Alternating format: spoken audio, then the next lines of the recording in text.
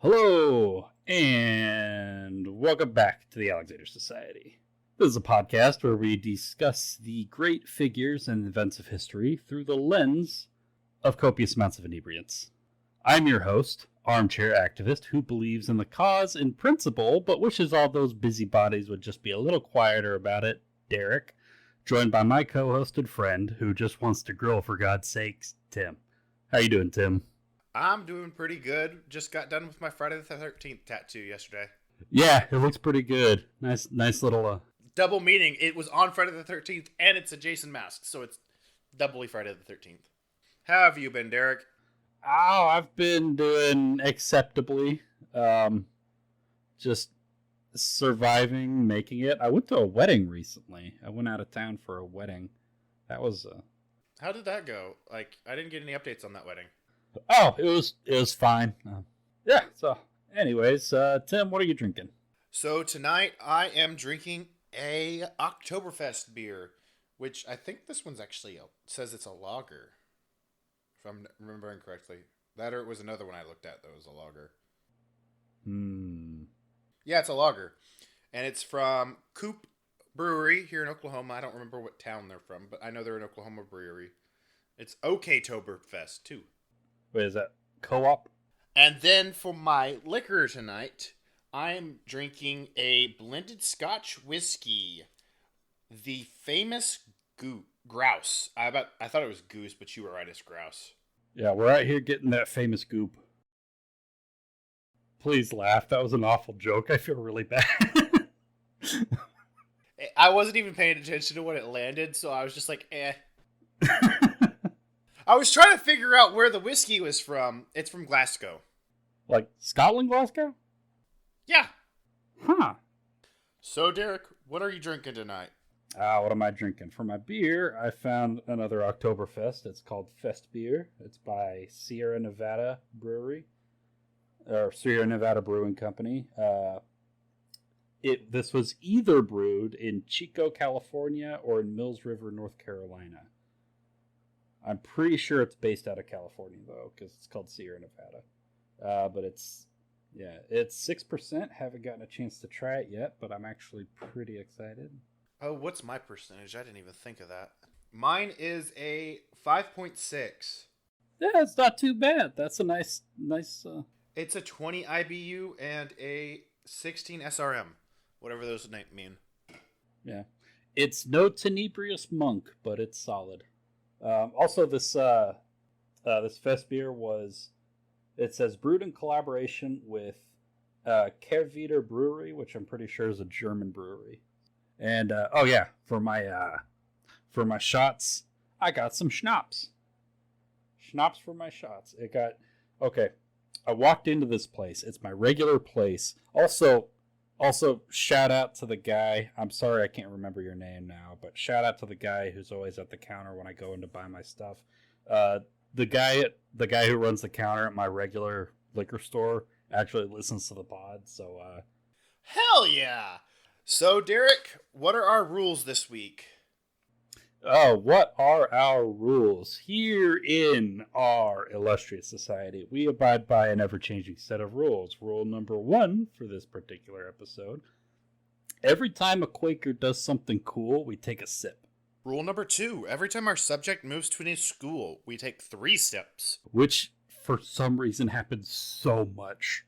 She is just bouncing back and forth between so many different schools for some reason. Rule number 3, every time our subject pisses somebody off, we're going to take a shot. We're going to be talking about a suffragette, so this is going to happen a lot. Tim, I'm relying on your judgment to make these judgment calls so we don't fucking die. Yeah, I already mentioned how this is a great way to get alcohol poisoning, but I think our judgment's going to be like, not literal fighting mad, but like, that kind of mad. I'm just going to like wing it by the episode because you've told me it's a suffragist. I think you even told me her name, but I don't know the story, so we're going to have to go from there. It's a suffragette in the 1910s. It's going to be a lot of violent stuff. Yeah. So today we are discussing suffrage. We're going to be... And it's our unofficial Oktoberfest episode. Yeah, it's not going to be... Germany does come up. We spend a few months in Germany, but it... I mean, we're drinking it in honor of our drinks for Oktoberfest. Unfortunately, we did not theme the episode, guys. We apologize. We'll do better next time. Yeah, I'll have something good for either Thanksgiving or Christmas. I'll figure something out. Let's go on into the episode. If you want to get into our meat and potatoes, Derek. Oh yeah, you want to go ahead and take our opening shot? Kampai. Prost. Okay. Yeah, so we're going to be talking about the movement to extend the right to vote to women. And we're going to be looking at the life of... She's basically the woman who made the last big push that caused women's suffrage in the United States to come about. It was a woman named Alice Paul.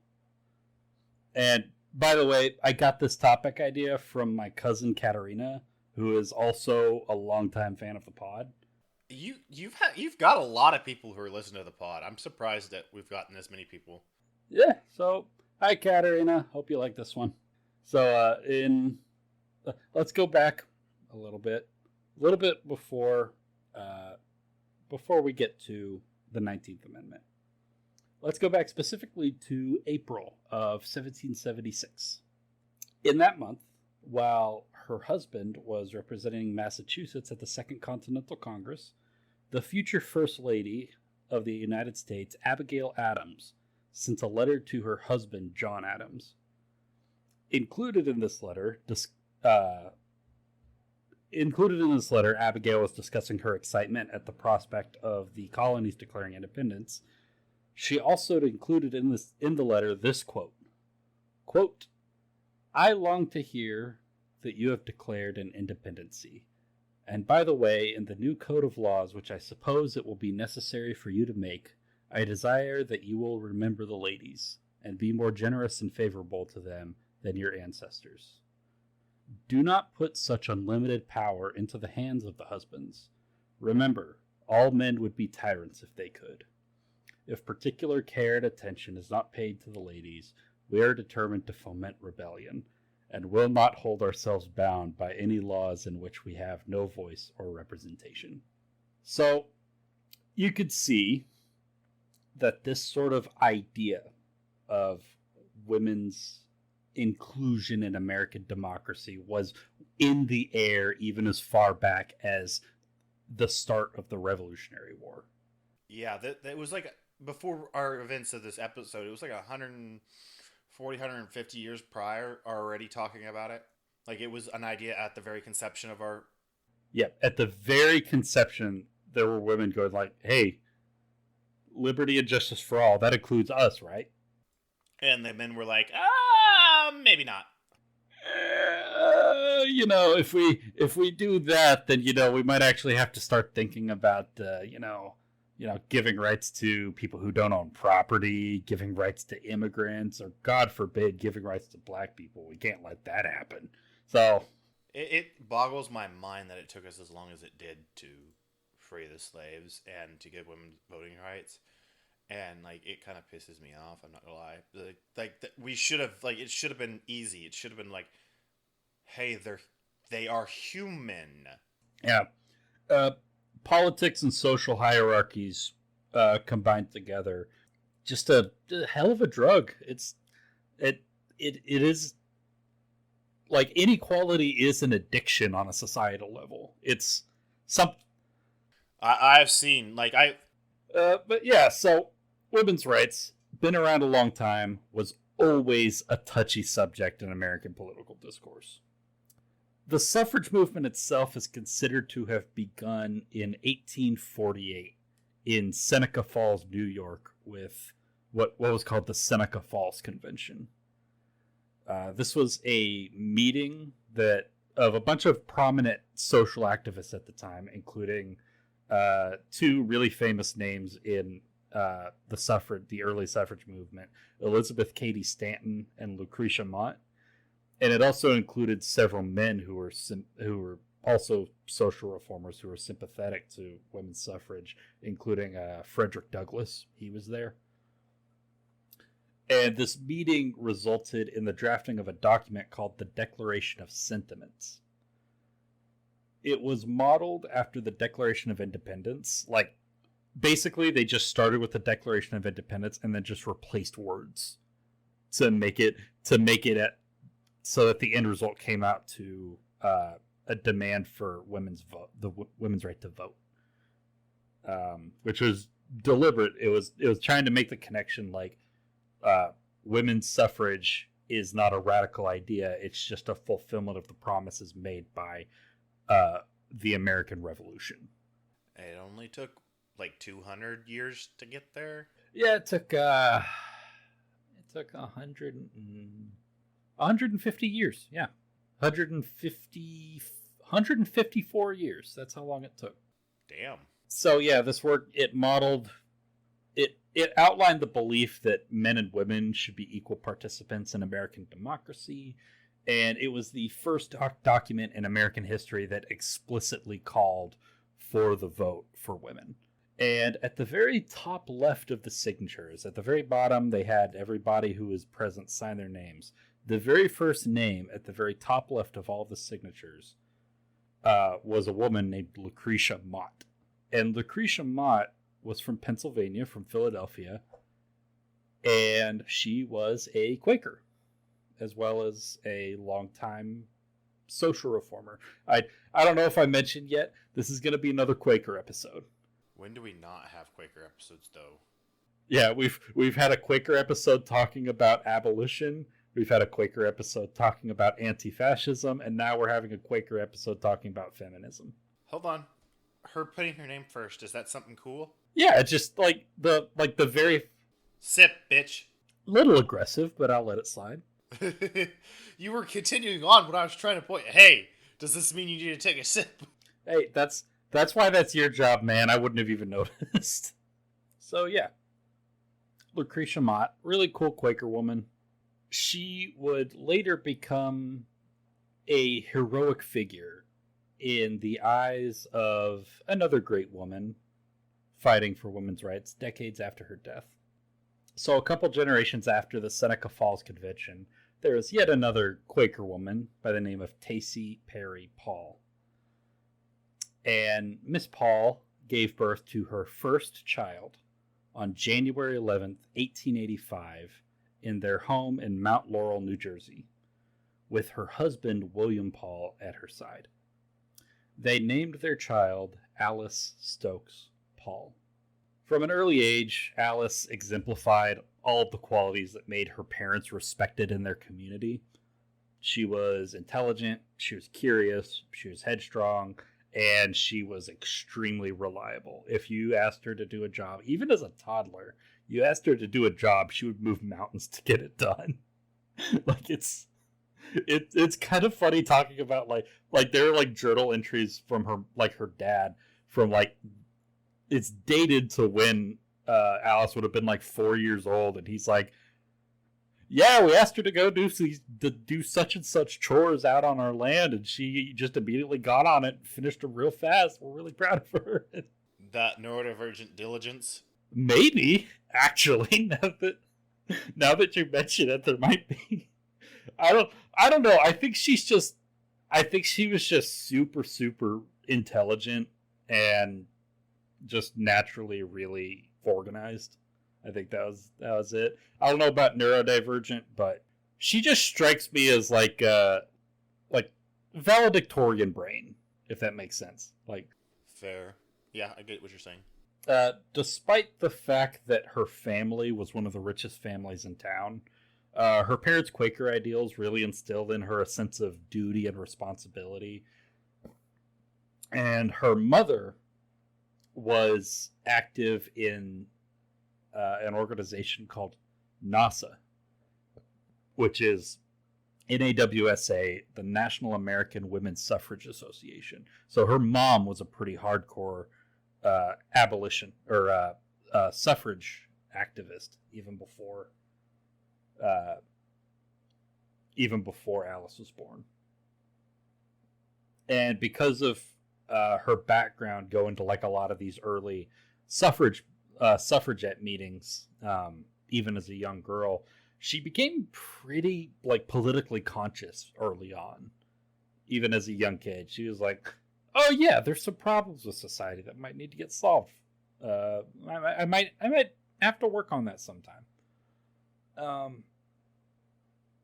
Though as with all children from an affluent background, she sometimes demonstrated a sense of like arrogance and sort of overconfidence. It's a pretty constant theme throughout her life that her affluent background, her wealthy background, kind of butts up against her beliefs that were kind of instilled in her by her Quaker upbringing. For example, when she was growing up, her parents were always very rude to the maids that they had in their house, because not only were their maids poor and working class, but they were also Irish Catholic immigrants, and so they looked down on them for being immigrants and Catholic, as well as for being poor, and that kind of rubbed off on Alice as well. She sometimes was kind of tone deaf with like the way that I think like once she gets into some of her career later on in her life, she gets to this point where she's able to relate to poor working class people really well and able to speak for them and work on their behalf really well. But she always has like this rich kid sort of mentality about stuff, and it kind of makes her tone deaf with some working class issues. I mean, like, I kind of understand the feeling. Like, you get a little bit of, even if it's different levels of privilege, you don't quite understand people's suffering unless you were forced to go down, suffer exactly the same. Like, at least truly understand it. Yeah.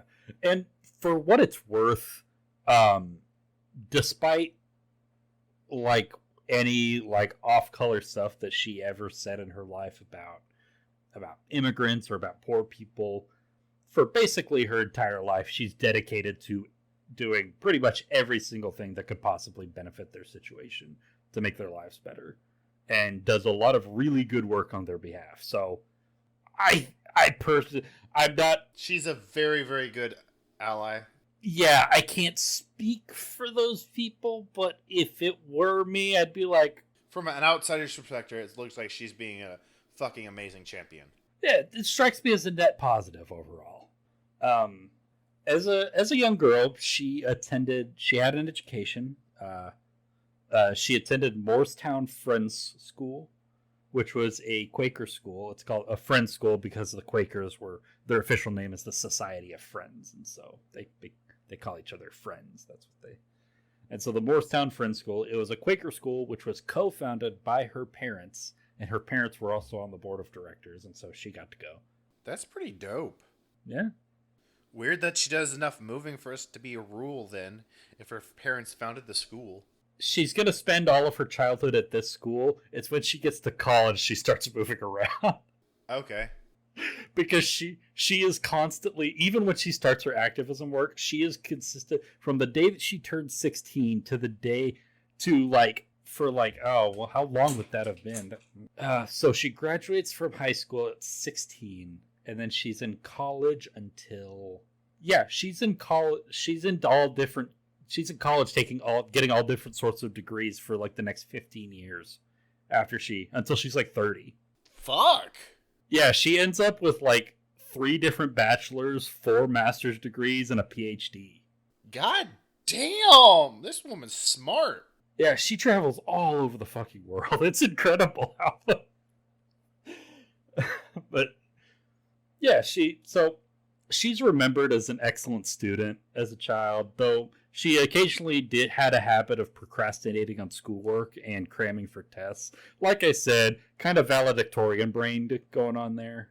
She was involved in debate club, and she also earned a reputation as an excellent athlete, which is something that was really rare for girls in her generation, because there was a popular belief in America at the time that women were both physically and mentally incapable of handling physical exercise. Well, that's just fucking stupid. And so she ended up coming out of her teenage years way more physically fit than like 99% of all of the women in the country at the time. And that's because Quakers Quakers did two things that pissed everybody else off. They encouraged women to get educations, especially college degrees, and they encouraged women to exercise, which is a huge no-no at the time. Yeah, that's something cool Quakers do, right? See, I was about to say that. Don't know why I said that. That's not a shot.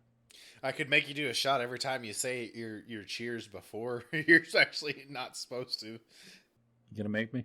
That was a joke. Don't. You'll get fucked up, brother. It's only 30%. I'm not getting fucked up tonight. With how loosely we could interpret our shot rule, I think you need to take those words back. I'm no coward. Mama didn't raise her no bitch. Anyways, as a kid, she was also, especially as a teenager, she was remembered as an excellent public speaker. She was a natural leader amongst her classmates, and she became a voracious reader. She loved to read. Any free time that she had was spent with a book in her hands. And she got grouchy when she finished a book because then she'd have to get up and stop reading to go find a new book. Same. Her favorite author as a kid was Charles Dickens, but she also enjoyed reading biographies of famous women like Florence Nightingale. And also, can't blame her there. There probably wasn't a whole lot of role models in her local town to be able to look up to, at least like aspiring beyond their means at the time, quote unquote, even though that should have just been a given. She looked up the two women that she, like early on, that she looked up to that she had read about were Florence Nightingale and that woman I mentioned earlier, Lucretia Mott. Those were her two kind of heroes. Okay. Also, we're not sure exactly when she started reading newspapers, but she read newspapers every day. Damn. And when I say newspapers, I mean newspapers plural. Every morning when she woke up, she had like 3, 4, sometimes 5 or 6 newspapers in circulation that she would read through all of them every morning because she was so concerned about staying up to date.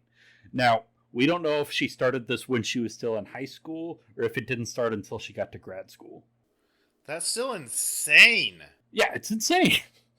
I sure hope it was grad school, which it seems most people seem to think it probably started around grad school, but I really hope it is, because if I ever saw a 15-year-old girl read 4 newspapers in a single day, I would recommend she get locked up for something. I'm not sure what. I was about to say she needs to be committed. I'm not sure what she needs to be locked up for, but it can't be anything good, so she needs to be taken out of circulation. I would say there's at least an anxiety disorder there. Yeah. Oh man, look at this misogynist criticizing women for reading. No, I would say modernly, not back then. No, I'm talking about myself. So, Alice graduated from Morristown at the age of 16 and immediately left home to attend her mother's alma mater, Swarthmore College in Philadelphia, Pennsylvania.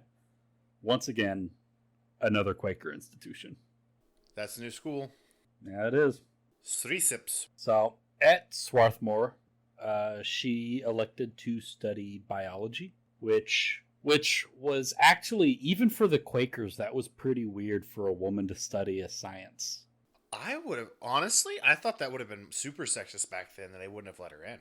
It's like, no, only men. Swarthmore, it was a Quaker college, and so they made a point of being coeducational. I just assumed back then, even if they allowed women to get a higher education, it would have been restricted on certain subjects. Yeah, it is in a lot of places. The Quakers were unique for how open they were about women getting education, but a lot of the schools she's going to end up attending were very, very restrictive. This is a kind of weird point where they allow women to go to college, but there's some schools that they allow women to go to classes, but they don't allow them to get degrees, even if they finish all the coursework. And then there's the point of allowing them to attend, just take their money? Yeah, basically. Take their money, but they're not allowed to get the slip of paper that says they did it. The amount of necks I would wring with time travel The amount of necks I would wring with time travel. Yeah, yeah. It's just this period is kind of this weird in between, between like completely banning women from like public space to kind of sort of letting them do some of the stuff that men do, but not really giving them all the same opportunities, to where we are now, where It's about, I want to say it's 80% the way there. ostensibly have all the same opportunities, but there's a little bit of soft power still kind of restricting that. I would say we're like, at our worst, we're 80% there. At our best, we're 90% there. And because it's not the same in exactly everything. Because medical rights, I would say, is at least 80, if not lower. Because medical rights are just poor right now. Oh, women's medical care is fucking abysmal for where it should be. You should not have to get your husband or future partner's permission to get a hysterectomy. Fuck our medical system. Did you know that there are states where women can have their power of attorney taken from their invalid husbands if their husband's father is present? The fuck? Yeah, like in Utah, if a man is on life support, his wife will have automatic power of attorney until the man's father gets there. And then the father is given power of attorney over the wife. Even if they already have legal medical power of attorney set up? It used to be that the answer to that used to be yes, like a couple decades ago. Recently, it's changed, but it's still like men can still have like preference in. Oh, excuse me. Like if if a judge has to make a judgment call, the law will tend to side with the father over the spouse. That is. Yeah, it's incredible. It's insane. That's one way of putting it, yeah. So, yeah, she studied biology, which even for Quakers was kind of weird, but it not unheard of. At least in this school. She had a couple other women that she was in this program with. Was this school that one, since it was a Quaker school, was it one that would let her get her degree? Yes, she is going to get her degree. The vast majority of women in college in the United States, which by this point, I was actually shocked when I heard the number. At this point in American history, about 1/3 of all college students were women by this point. But most of them were not allowed to get degrees. Unfortunate. What's the current statistic? Do you know? It's like 55% women. I knew it was a little bit over half. Yeah, it's somewhere like 53, 55. I'm not completely sure exactly, but yeah, it is now more women. Which, yeah, sounds right. I guarantee you that those nursing degrees are skewing the data. Yeah, so not only the fact that she was a woman in STEM, which for some reason is still weird, what's even weirder is that she didn't like biology. Why did she study biology then? She studied it because it was the subject that she was worst at, and she wanted to learn as much about it as possible. That's smart as hell. Yeah, she took it explicitly because, like, oh, whenever I read all these books, I can understand all the topics pretty well. But whenever I read a biology book, I have trouble understanding it, and I need to know this, or else I'm going to lose my mind if I don't understand this stuff. So I'm going to go take biology in college. That is like next level brain moves. Oh, she was so fucking smart. It's insane. That's something cool. Taking biology because it's worst subject. Sip. Wait, did she identify as a Quaker? Like, did she like? She always, once she got to college, she kind of stopped going to meetings, like Sunday meetings and stuff. But she always kind of. She still kept the label. Yeah, she kind of still had the label, and she was always kind of culturally a Quaker. She always identified it with, I guess. Yeah, so I will consider her a Quaker for her adult life, even though she wasn't really all that religiously minded. Unfortunately for Alice, at the tail end of her freshman year in college, when she was 17, her father died in 1902. That's sad. Yeah, that kind of sucked. Yeah, it was a pretty rough. It's obvious from reading about it that it was a pretty rough time for her, but she inherited her parents' sort of like stoicism and refused to like publicly show that it bothered her. I mean, she probably needed to put up a good face because of the front she was trying to portray, the image she was trying to portray. Yeah, so when she first got to school, like her first semester of her freshman year, she was kind of a screw up actually. Like she she liked playing pranks and stuff, and she liked skipping out on classes. She didn't go to like the meeting because it was a religious school. All the students were required to go to like the Sunday meetings or services. They don't call them services in the Society of Friends. They call them meetings, but same thing. Um, she she would play hooky with that. Her grades weren't all that great her first semester. She was kind of making like C's. So she wasn't like failing, but she wasn't doing like as good as she obviously could. And then after her father died, from that point forward, like all of her time was spent to just her schoolwork. Her sophomore, junior, and senior years, she ended up taking uh, like every semester they were required to take 3 classes. She would take out like 4 or 5 classes, like 2 extra classes than she needed to every semester, just so she had more work to do. That's insane. That's like, why, bro? Yeah, that's just there are some people who like I could seek barely out like a handle workload that was it was 12 credit hours? Was the system work like that? Was it credit hours back then, or how did it work? I think it was just based on classes. Like, So I assume like 3 or 4 was the average for each semester back then, like it is now. I think it's 4 is 12 credit hours today, so that's the average per semester. So that means she probably was taking like 6 to 8 classes if she was doing that much. If ballparking it, yeah, it'd be it'd be the equivalent today of like a regular like full time. running 20 plus hours. Yeah, it was she took on so much work, and what's crazy is that when she started taking on more work, her grades improved. What? Like her freshman year, she averaged out at like a C overall. By her senior year, she was like an A, like averaging like a 96, 98 in all of her classes. I guess she has to perform under pressure or something because oh my god. I think so. I think that's something that comes up a lot. She thrives under pressure. Falls apart when there's no pressure, I'm assuming. Yeah, basically.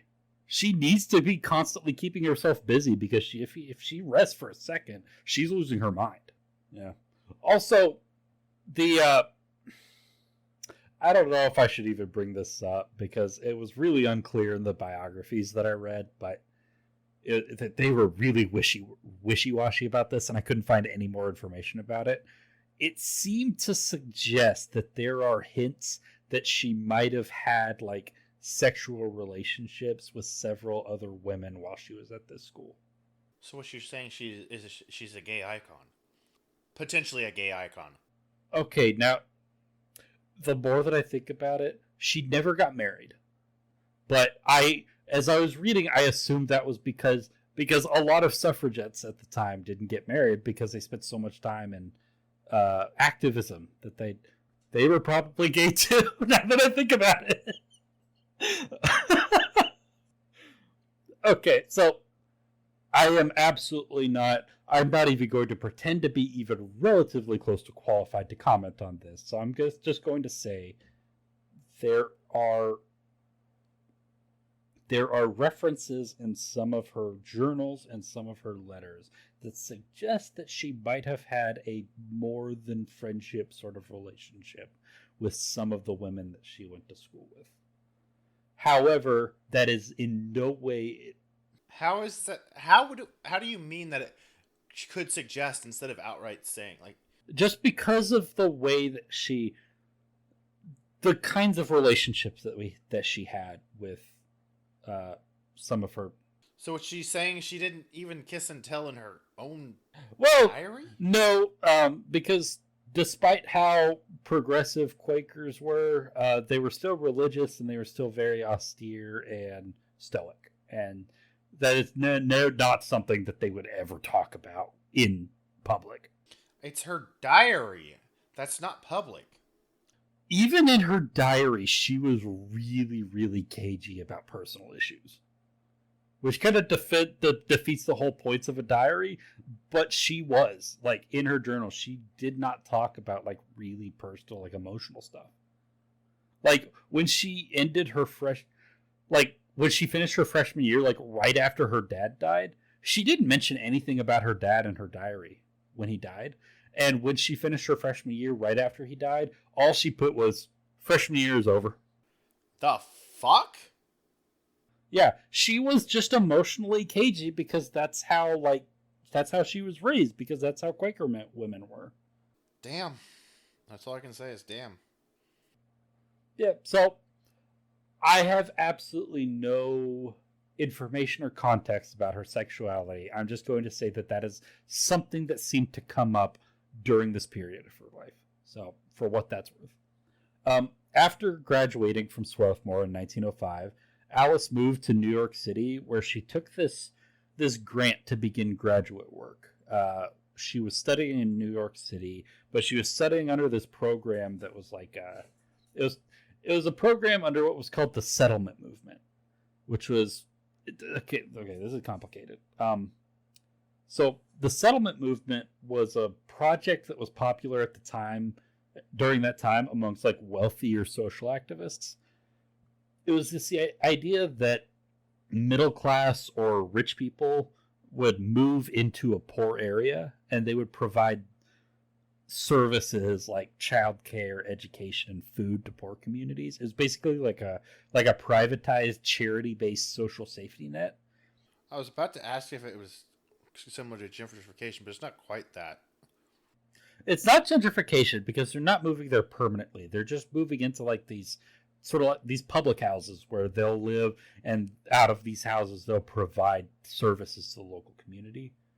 So it's kind of like a proto version of our like community-based volunteer events, like yeah, basically.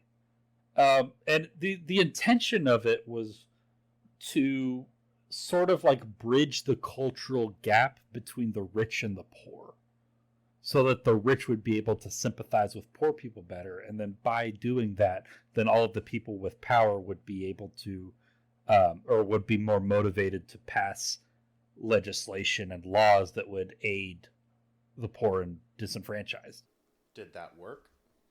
It did not. Know. Nearly everybody involved in this project came to the conclusion that, oh no, we can't do this as like a private organization. Only like municipal governments can handle this workload. Cowards. We can't make a difference on our own. We need the government to step in for this. Nearly every single person involved with this came to that conclusion. Like I said, cowards. No, it's not a coward. It wasn't a cowardly thing. It was just a recognition of the fact that we, as individuals in this single organization, do not have the reach to be able to do all of the things that these people need. And it's the response. We need the government to step in and provide these services. That's the only way that these people's lives are going to get better. Okay, that's a very good way of putting it. And so she moved to New York City. You said she was starting a graduate degree. What was her study? Still biology? Sociology. Sociology. Interesting. Yeah. She only really studies... Well, I guess she studies economics later. I guess that's technically... Is that technically a STEM? Does that fall under... I would argue no. That's more accounting such business. Yeah, I guess. I didn't know if like back then it would fall under math because... But yeah, she's now studying... So she's kind of... What she's doing here is that she's studying sociology, and then as part of her coursework, she's working as a social worker, basically, for this disenfranchised community on the Lower East Side. A big part of what she was doing, actually, is that she was working with immigrant women especially like recently immigrated Jewish women from Russia, to organize unions in the factories where they work, and organizing through the Women's Trade Union League, which is one of the larger, more mainstream like labor unions at the time that was explicitly for women, which is pretty neat. So she ended up doing this work. She spent a year studying, and then she spent a year working for like a paycheck as like one of these social workers. And eventually she leaves because she comes to the same conclusion, like, oh yeah, what we're doing here is not nearly enough. We need the government to step in to provide these services. So, yeah, she comes to the same. Everybody came to that conclusion. So she left, and she was accepted to attend graduate school at the University of Pennsylvania, studying political science. So yet another school. 3 sips. We don't know much about her time at the University of Pennsylvania beyond like her vague recollections when she's. Was it still sociology? Did she get her sociology degree at the other one? What is? She did not. She didn't get a degree through her work in New York. She just got a few credit hours and was working for a paycheck and figuring out pretty quickly that I'm not gonna be doing this social work stuff as a career. So she goes to Penn to study political science, because at this point she's not like super politically minded or anything. She doesn't have any intention of like changing the world or anything like that. She's basically just kind of figuring out like what she's gonna do with her life, like what career she's trying to find. And so she's kind of leaning towards like, maybe I could do something in activism. Maybe I can do something with a political science degree. Maybe I could get into law. This was like the first generation where women were starting to become lawyers. That might have been something that she could do. She does eventually get a law degree, a master's in law, and hell yeah. She never gets like a license to. She doesn't pass the bar, or was the bar even established then? It was established by this point. She never even like bothers to take the bar, because by that point she's already been to jail for like her act. We'll get to that later, but not important right now. But. So yeah, not much of her personal thoughts at Penn survive beyond like vague recollections she had when she was like 80 years old. But it's speculated that her experience at Penn started to shape her consciousness as a woman in a man's world. Because this was the very first time that she was consistently living in any setting where she was an actual conscious minority. Like, not just in number, like not just a minority as in less women than men, but like in the way that she's treated. Because at Moorestown, it was a co-ed school, 50-50 women and men. Dang, that's a really good for back then. Yeah, that every single Quaker school back then was more or less split 50-50 men and women. That's insane. Yeah, they were ahead of the curve on all of this stuff. At Swarthmore, when she was doing her bachelor's, same thing, 50-50 men and women. When she was in New York City in her program, most of her fellow social workers there were women. This is the very first time she's ever in an environment where she's not only a minority, but she's treated differently specifically because she's a woman. Because at Penn at the time, women only comprised about 15% of the student body. And many of her professors were like openly skeptical or even hostile to the idea of women in academics. Like many of the people, she would be sitting in class learning about political science, and her professor would explicitly state, women have no place in politics. That's fucked. Yeah. She did say later on in life that one of her teachers, this guy named Henry Jones Ford, was the first person to set her mind on the idea that social change would come through political action and not just through charity. Smart man. Yeah. And also started to set her mind to the idea that politicians had to be motivated to particular action through popular activism.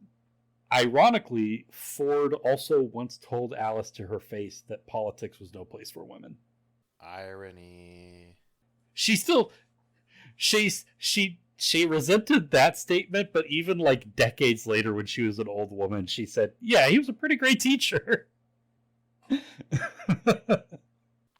No teacher's perfect. Yeah. After a year at Penn, she received her master's degree in political science. And after that, she took a scholarship from a Quaker college in England so that she could travel abroad and study in Europe. As soon as she received her master's from Penn, like the next day, she climbed on a ship in Delaware and sailed off into the Atlantic to go to Germany for the summer. The fuck? Yeah, it was part of the program. Like she was gonna go to Germany, and most of her favorite professors when she was at Penn were all graduates of German universities, because at the time German academics was on the cutting edge of the field of sociology. And so if you wanted to study sociology and you want to do it at like a high level, you would eventually end up at a school in Germany, because that's where the best sociology courses were. And that's what she was kind of dead set on doing at this point. If not study in Germany, then perhaps just at the very least like make some connections within like German academics.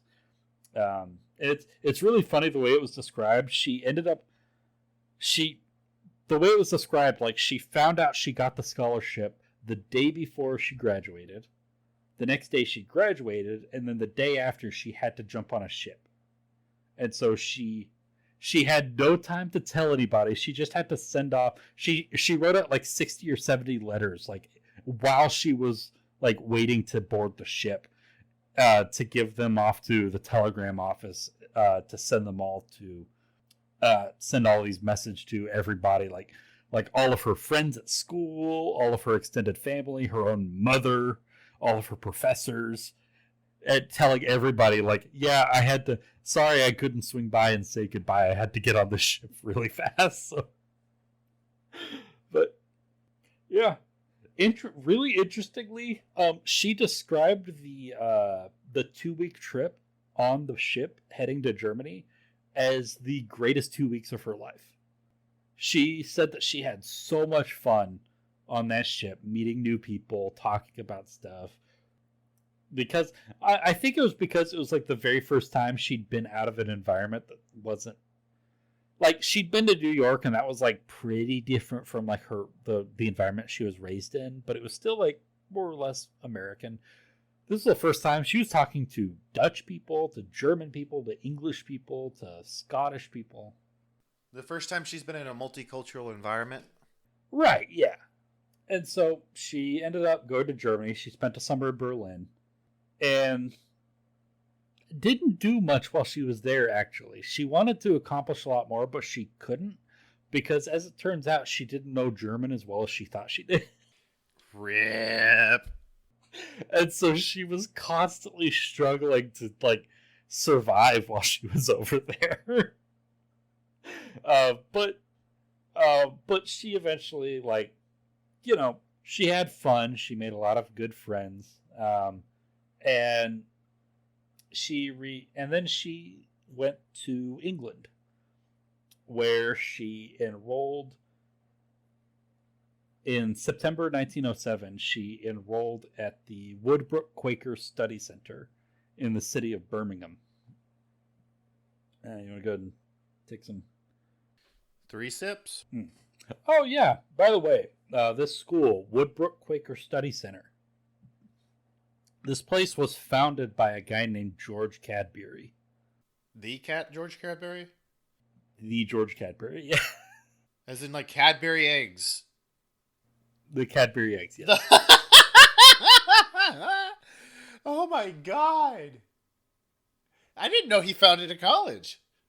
Yeah, I don't think it exists anymore, but yeah, he and his brother inherited the Cadbury chocolate confectionery business from their father, who founded it in 1824, and they were all devout Quakers. That tracks. Quakerism was everywhere back in the day. Yeah, at least in England and Pennsylvania, that's for sure. So yeah, she went to the chocolate egg school. Okay, you're about to hate me for this. At the same time she was going to school there, she also went into town and took some classes at another school.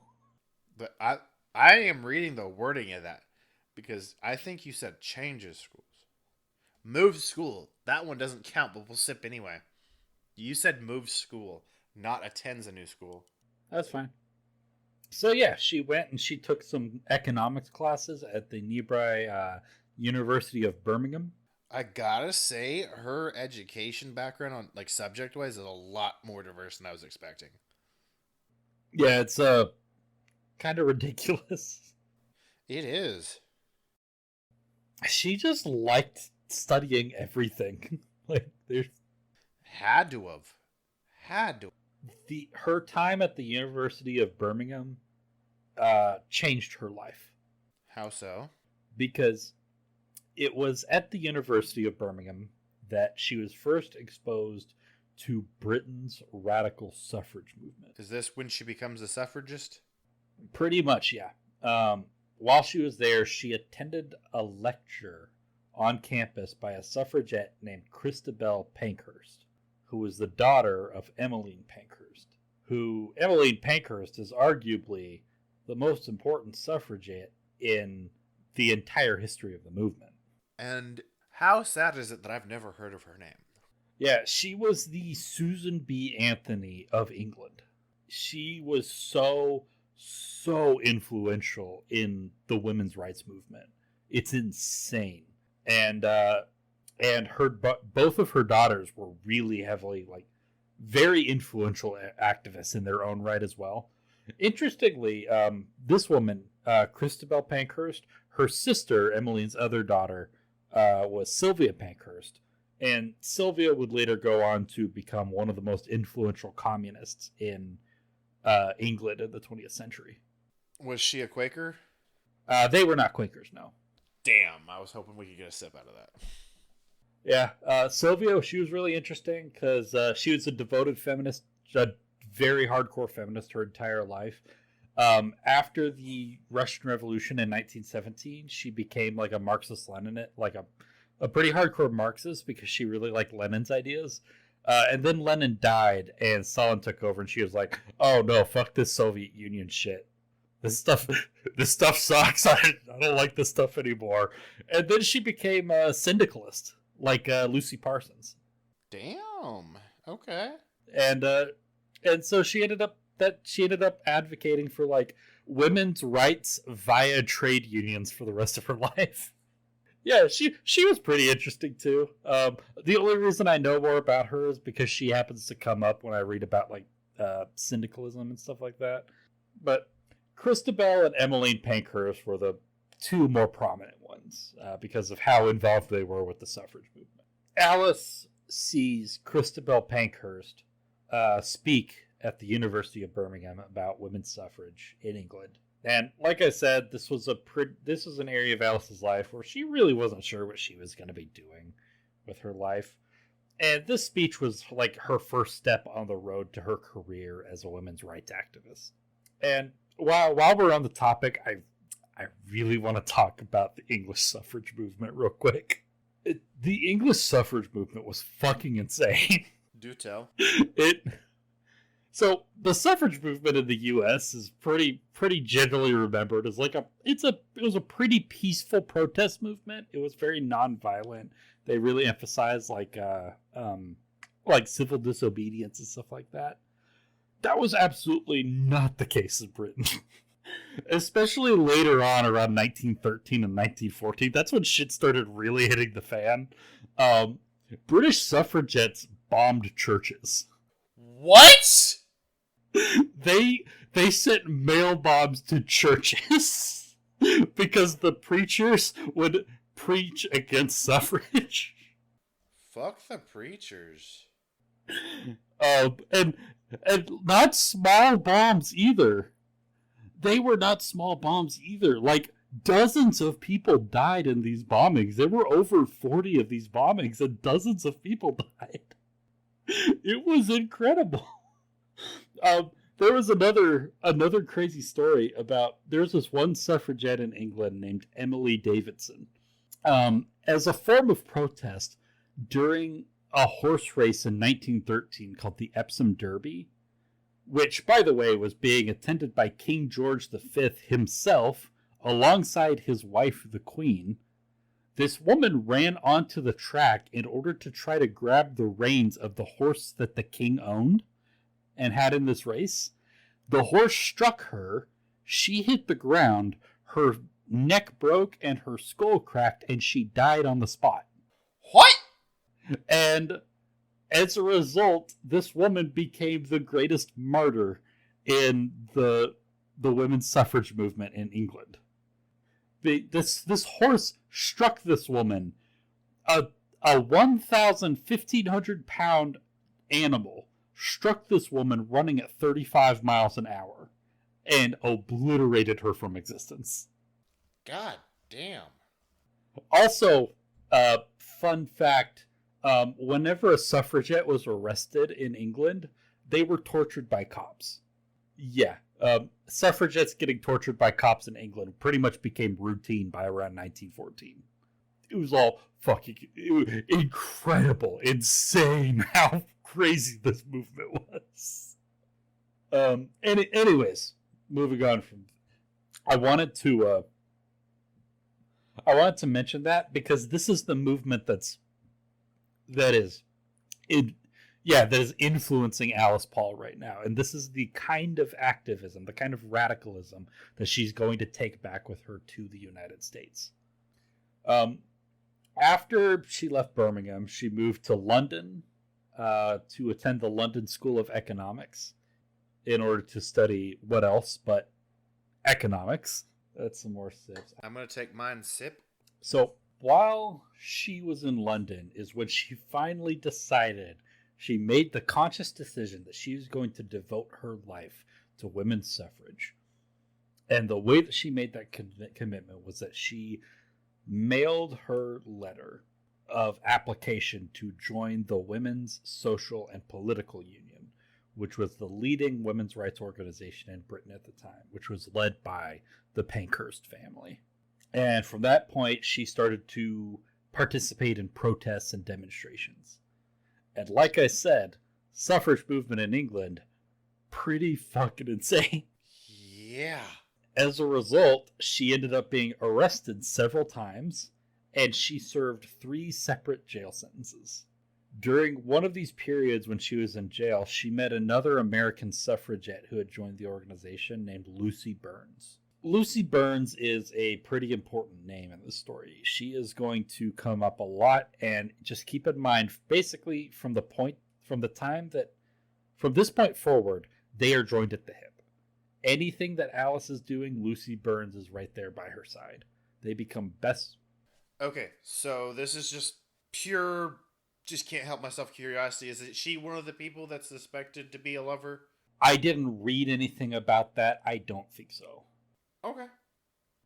At this point, I seriously doubt that Alice would even the idea of a sexual relationship would even pop into Alice's mind from this point forward, because are you thinking just didn't have time for it, or ace leaning? I don't think I'm thinking because she is so devoted to the activism part of her life. She puts everything else, because it's kind of like the big stereotype, or not stereotype, but like thing about her that everybody knows is that from the time that she left from the time that she left college, she became a complete loner. That she didn't have friends, she didn't have relationships outside of her work, that kind of stuff. And it wasn't completely true. That's kind of undeserved, but there is a grain of truth to it that she really didn't like spending time with people outside of her activism work. Interesting. That's kind of weird. Like, most people clearly feel a little bit of human interaction. She did have friends and she did have a personal life, but to give you an idea of the kind of woman that this is, if you hadn't picked up on it already, she is going to work her ass off consistently every single day of her life until she's forced to stop when she has a stroke at the age of 89. That is just who she is. She cannot relax. It doesn't sound like it. Yeah. She is such... It's not just being a hard worker or devoted. She cannot live if she's not working. She's incapable of not working all the time. And so that's why I think that she's not... I think the same reason she doesn't ever get married is the same reason that she's not really going to have. She wouldn't have like a sexual relationship with anybody at any point during what I'm talking about at this point. So you don't think she had any more relationships after this point, or just for a certain period? I don't think so. I none of what I read suggested that she would have. Okay. But yeah, so now Lucy Burns is in the picture, and they become very, very close friends, and they're joined at the hip because Lucy Burns is that same kind of person, just constantly dedicated to activism. Alice's baptism in fire in the suffrage activism in England taught her a lot of really important lessons, including how to organize a movement, as well as different tactics for civil disobedience. She would end up carrying all of these lessons with her back to the United States. Hell yes. And I'm going to tell you now, Alice Paul is probably one of the greatest, most ingenious... So, I've held off till she left England. You think all those times she got arrested, she pissed someone off? Oh yeah, we're at the point where she's pissing people off, yes. Cheers. Prost. Especially because at this point, she's starting to become famous as well. She's starting to make a name for herself. Because she keeps popping up in newspapers. Both in England, and eventually it makes it to the United States. People are starting to know her name in the U.S. She's starting to become kind of a famous figure, that the firebrand, constantly getting arrested American suffragette in England. And when she gets back home, everybody is going to have their eye on her. But she is an expert. She is the Napoleon of protest. I will venture to say that what Napoleon did on the battlefield, Alice Paul did in protests. Damn. I would be willing to commit myself to that. She is... I knew about Alice Paul before I started this research. I knew the basics of her story and who she was. When I got into the details, I was absolutely floored. I was blown away reading about the stuff that she does as protest, and the way that she is able to manipulate an entire political system. The entire political system becomes her bitch. Fuck yeah. It is incredible. I love that. To give you a taste of what she's about to do to the United States. After one arrest in England, she refused. She was being processed, and they gave her the dress that female prisoners are supposed to wear, but she refused to put it on. And the reason she refused to put it on is because she knew that the female warden that was processing her, would have to forcibly remove her clothes. But the female warden was a middle-aged woman. And Alice Paul is a 20-something, very athletic young woman. And she knew this warden is never going to be able to overpower me to get these clothes off of me. Which she's right. The warden isn't able to do it. And so she does the next thing that Alice was positive she was going to do. she's going to call one of the male guards in to force her to remove her clothes, which she does. And he comes in and forcibly strips her so that she can, and then forces her to put on the prison uniform. And then after this happens, once she's in jail, she's able to get in contact with the press and tell them that a man in the jail has physically forced her with his hands, making contact with her, forced her out of her clothing. And then this was front page news on every single newspaper in England. And everybody in the country lost their fucking minds. Because we are in the Victorian era England right now. Men touching women who they are not related to and they are not married to is the biggest fucking no-no to this puritanical culture that you could possibly fathom. And so by doing all of this, she was able to manipulate the entire British press into sympathizing with her, not as a troublemaking protester, but as a woman who has been victimized by a brute of the state. And she planned it all ahead of time. Yeah, that's devious in like a good way. That's like ingenious critical thinking. Yes. That's a sip. That's a Quaker doing something cool. That's a sip, yeah. I'm not going to count this as part of like pissing people off because like I'm going to count like whole arcs as our shot, just so you know. That's fair. Yeah, the moment she was arrested, she started planning this out, and it worked perfectly. She manipulated the British press into taking her side when they were all ready to crucify her. Incredible. She was an amazing woman. And what's even worse about it, or what's even greater about it, I don't know, depending on how you look at it, the way that she accomplished this, and the way that she's going to continue accomplishing it in the future, is by putting her own body on the line. She willingly let herself be violated like this in order to make this, like, protest point. And for now, it's just being forced to wear something that she doesn't want and getting forcibly stripped in the process, which isn't good. It's not great. It's really bad. It's only going to get worse from here. She is going to be constantly putting her own bodily well-being on the line just to make points. It's going to get really fucking dark from here on out. Also, during her stints in jail in England is the first time that she started experimenting with hunger strikes. Interesting. Yeah, she tried a few hunger strikes. It's also the first time she was ever force-fed. That force feeding is kind of fucked. Force feeding is now considered a form of torture by the United Nations. I didn't know that, but that makes sense. Yeah. The force feeding she suffered when she was in jail in England was pretty bad. The future force feeding she receives are going to be much, much worse when she gets back to the United States. Are we talking like against your will intubation force feedings? What are we talking about?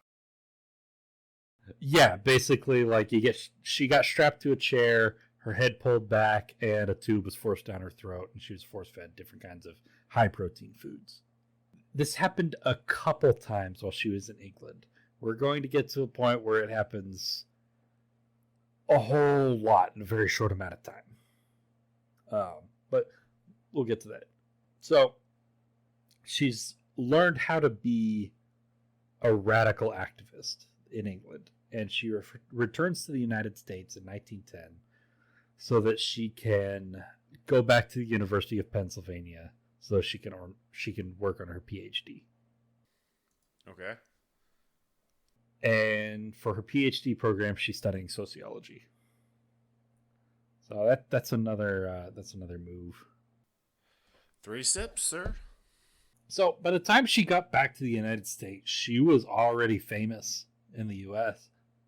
Because of all of her exploits in England had all made it back to newspapers back home. As a result of her notoriety, the press and the federal government already had a pretty close eye on her when she returned home. When she got back home, she immediately joined NASA. NASA is the Reminded me of NASA. Like, I'm bad at remembering acronyms and stuff. Yeah, NASA is the National American Women's Suffrage Association. It was the largest organization in the United States working towards women's suffrage. As soon as she joined the organization, she immediately began butting heads with all of the leadership in NASA. How so? For one thing, NASA's strategy, what they were working towards, was campaigning at the state level.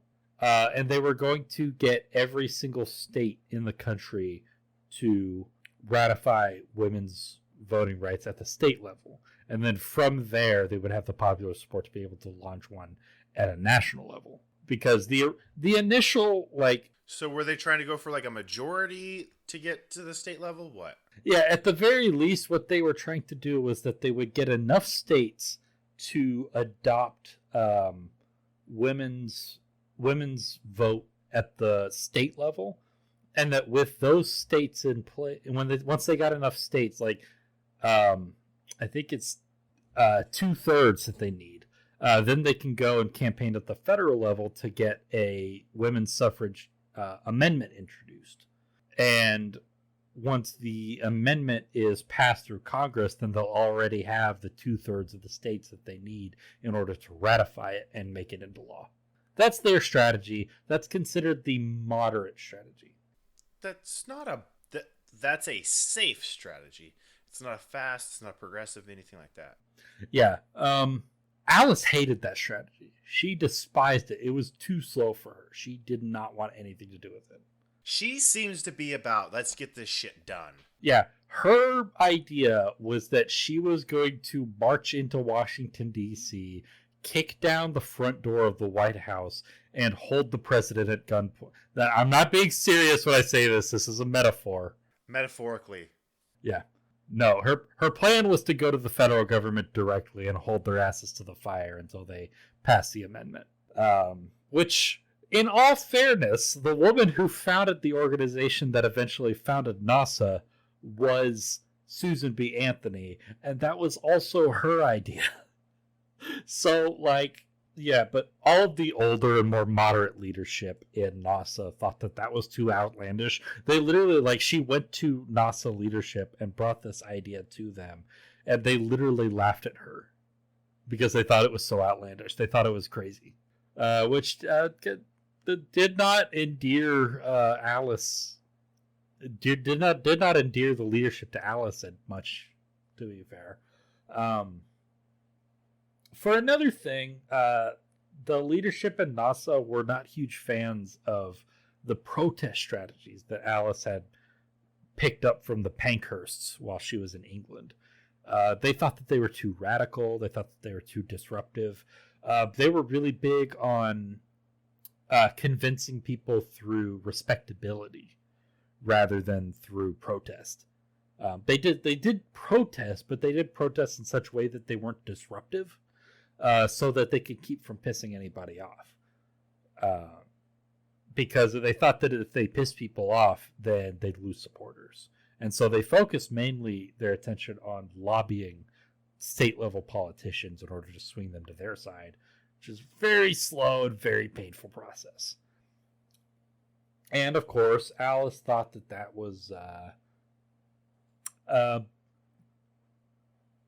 she thought it was bullshit.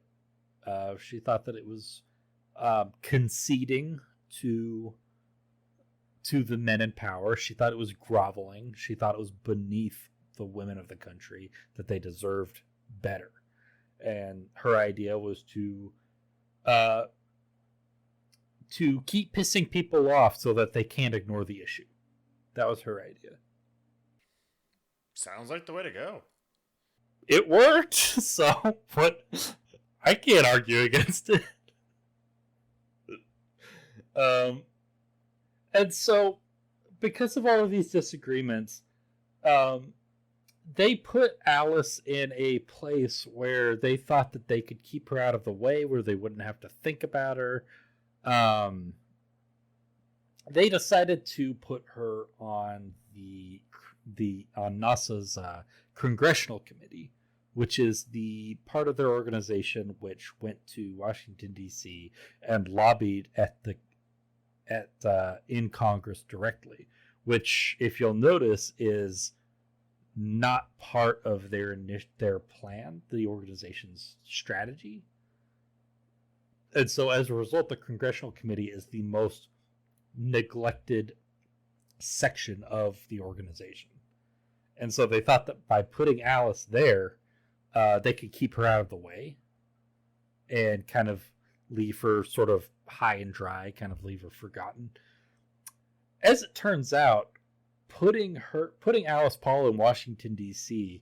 was probably the greatest decision that any suffragette ever made. And it was completely on accident because they completely underestimated Alice Paul as a woman.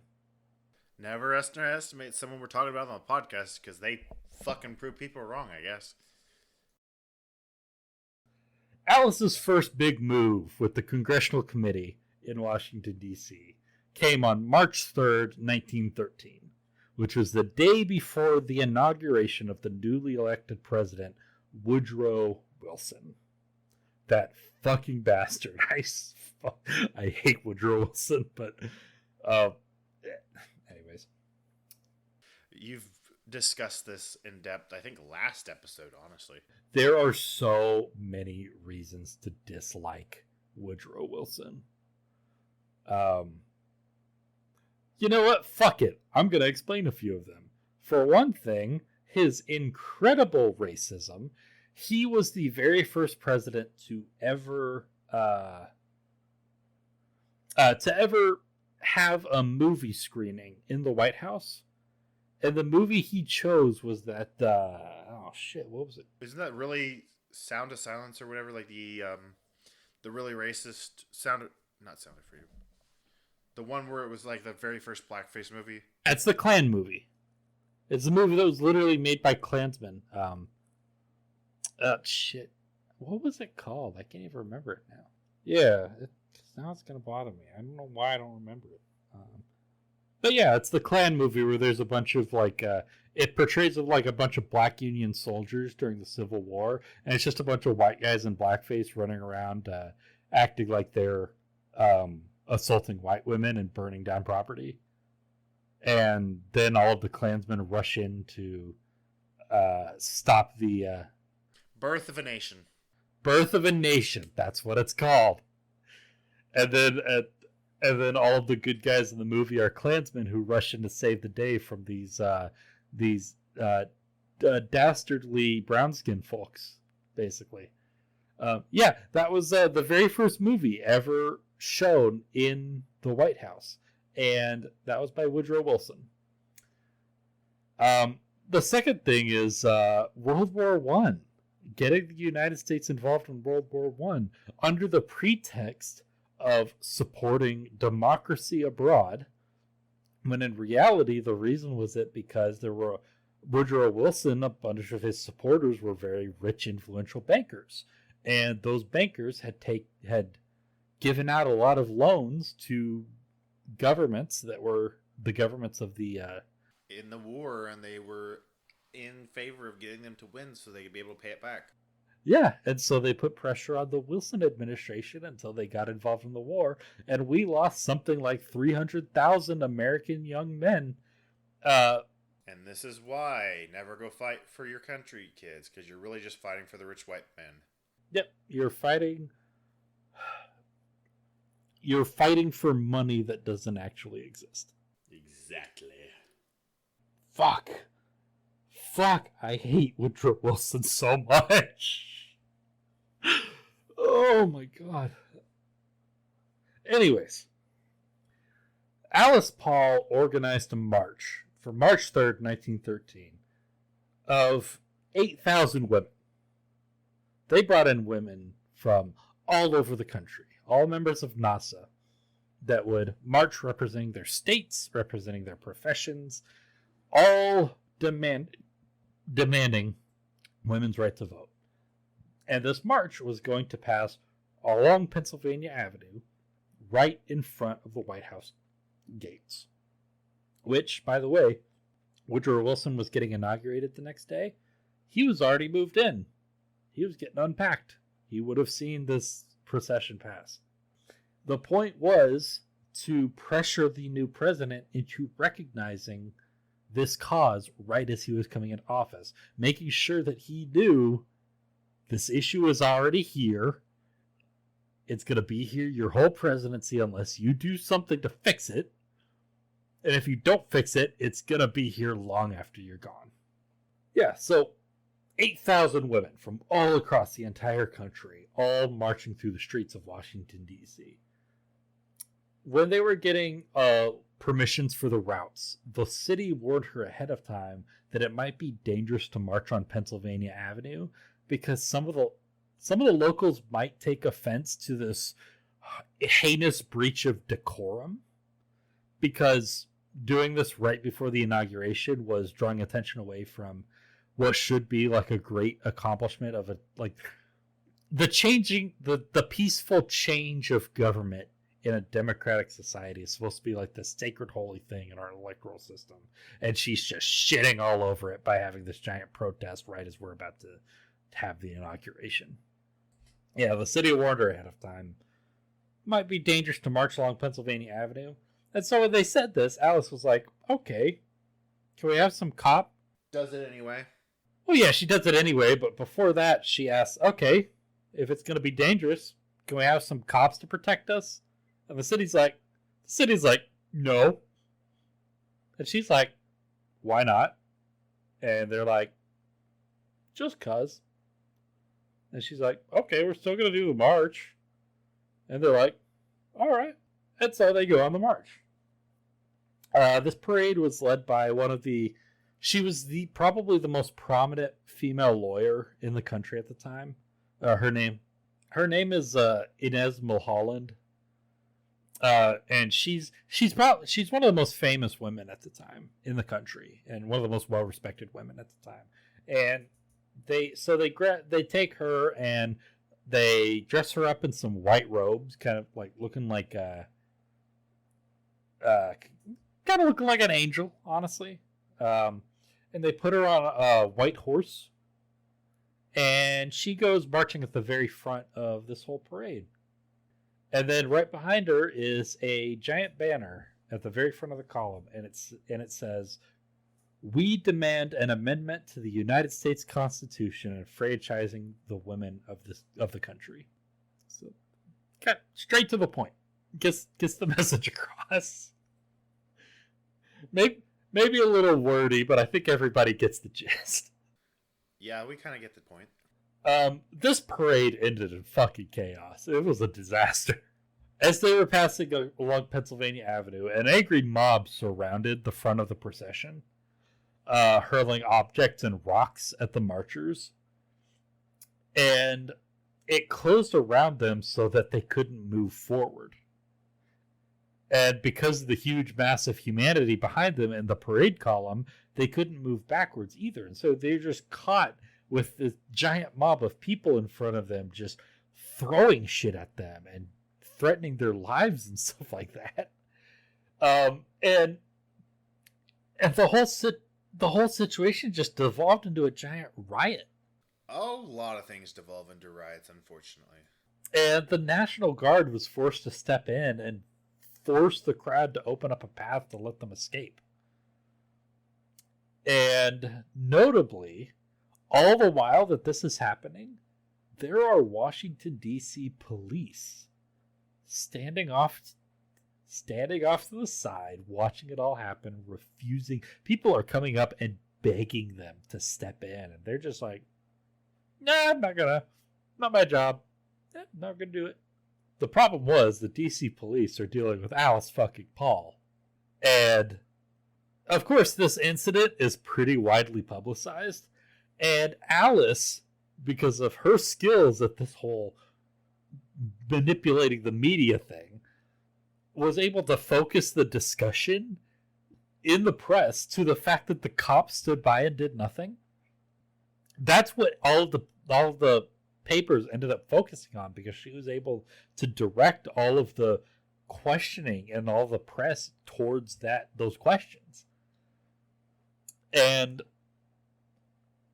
some papers across the country, some of them took the line that the riot wouldn't have happened if all these troublemaking women weren't out blocking the road and they were back in the kitchens where they belong. That kind of bullshit.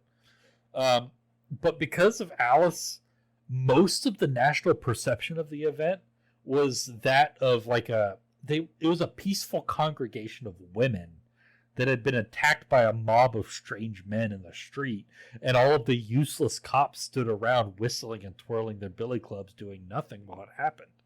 Which, yeah, that is what happened. So, also, Alice, because of this whole march stunt, was now on the DC police's shit list. But weirdly enough, she was also on NASA's shit list. Because all the leadership at NASA, all the old guard, really did it to get rid of her. They thought this procession would damage the reputation of the movement in the public's eye. And in order to save face in the aftermath of such a hugely publicized event, NASA was forced to recognize that one of their goals was the adoption of a suffrage amendment. Was that not obvious to begin with? They didn't publicly state it because they thought that would be too radical an idea for most Americans to accept, and they thought that it would result in people thinking or not taking their ideas seriously. And after this, they were forced to recognize it was one of their goals, because if they didn't, it would seem like the organization was abandoning one of their own. Okay, I kind of get that. They should have shot for more, but I kind of understand where they're. It's complicated activist politics. No, I that's why I say I kind of get it. So, eventually, their disagreements over tactics led to Alice and many other members of NASA, not just mainly in DC, but also just across the country. They left the organization a couple years later, and there was an enormous split in the suffrage movement. One side being the old guard in NASA, and then the other side being the more radical half, centered around Alice Paul. So she became like a pretty prominent part of the American suffrage movement in just a few years. She's still really young.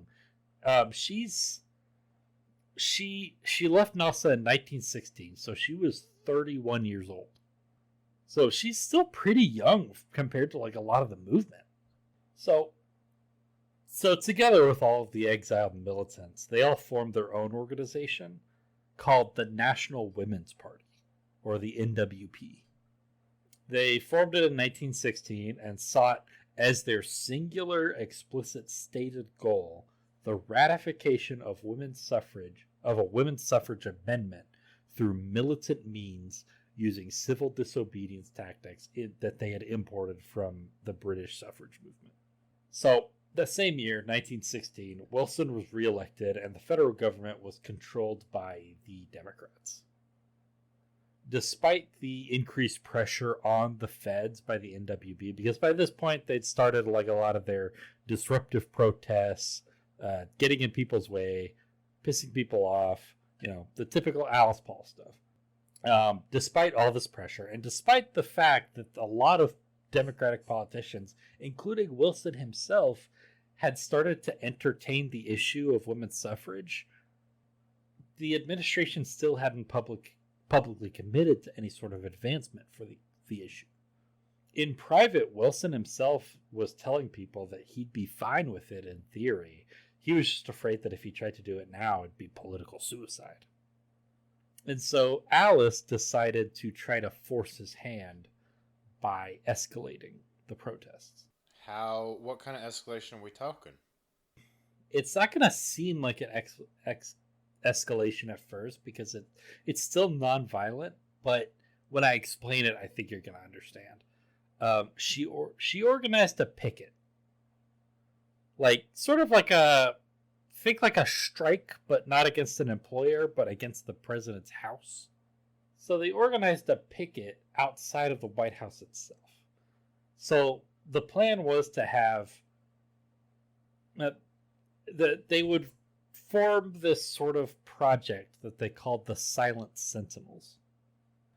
And the Sentinels would be women, usually 2, 3, maybe 4 women at a time, who would dress in all white, holding signs calling for a suffrage amendment, and they would stand outside the gates of the White House. Just stand there all day, 6 days a week, for as long as it took. They would have one woman who would stand up on a soapbox and preach the good word about women's suffrage to the crowds around the White House. And then the rest of the women who were there would just stand in complete and utter absolute silence, just holding their signs, holding their banners out there in front of the White House. If they were heckled, if they were questioned by police, even if they were assaulted, they would stand perfectly quiet and not say a single thing. Damn. That takes some finesse. Yeah, it takes some fortification, some fortitude. A lot of fortitude, not just a little. Yeah, the idea was that doing this right outside the White House would make people wonder why the Wilson administration was ignoring it.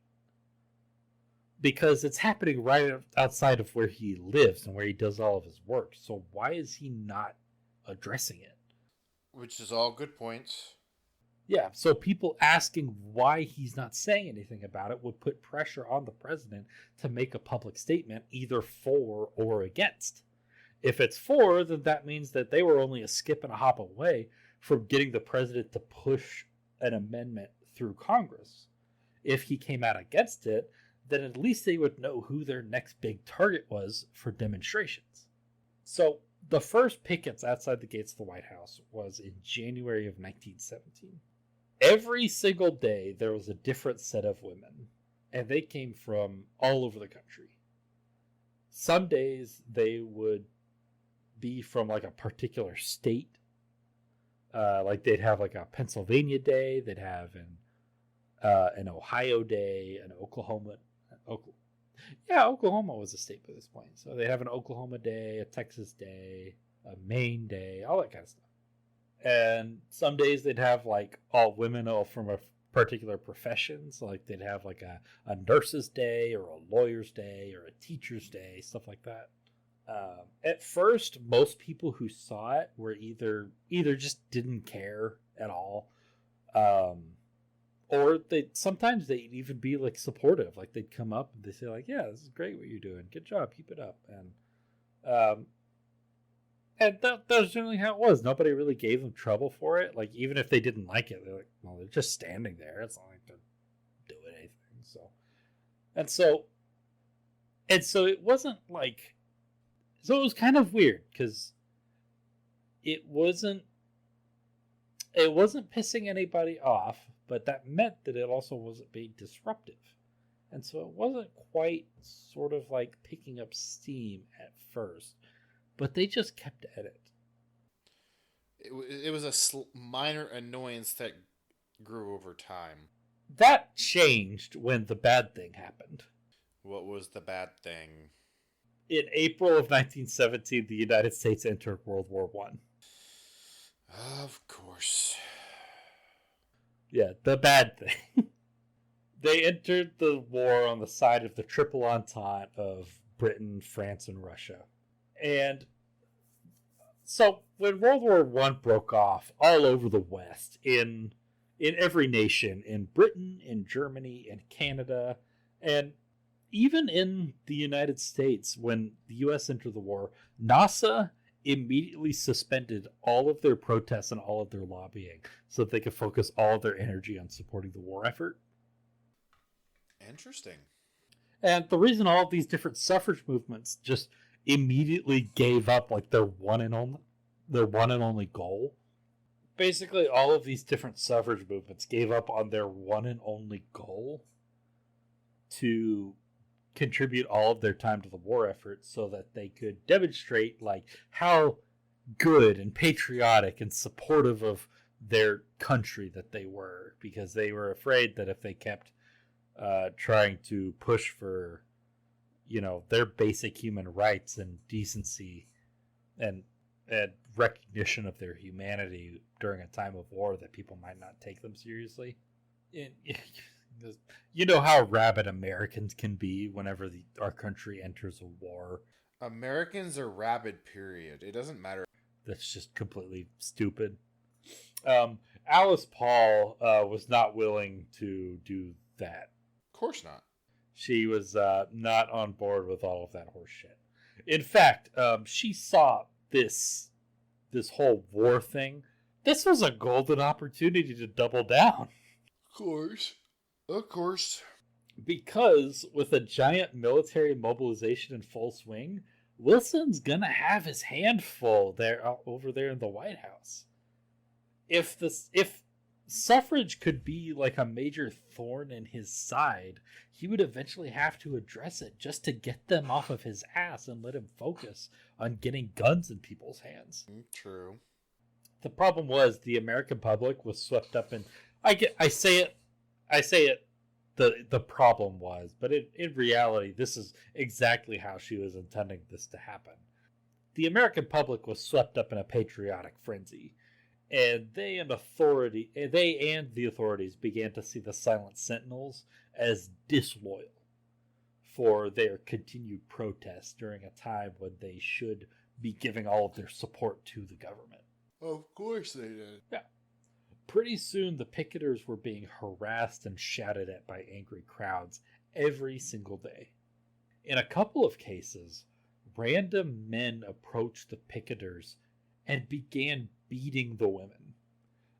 We're getting to the point where this is going to get really dark, and you're going to be saying, what the fuck, ever more loudly and high-pitched with everything that I say from this point going forward. So save the shot till the end of that, or you want to preload our shot? Sure, let's preload it. Cheers. Prost.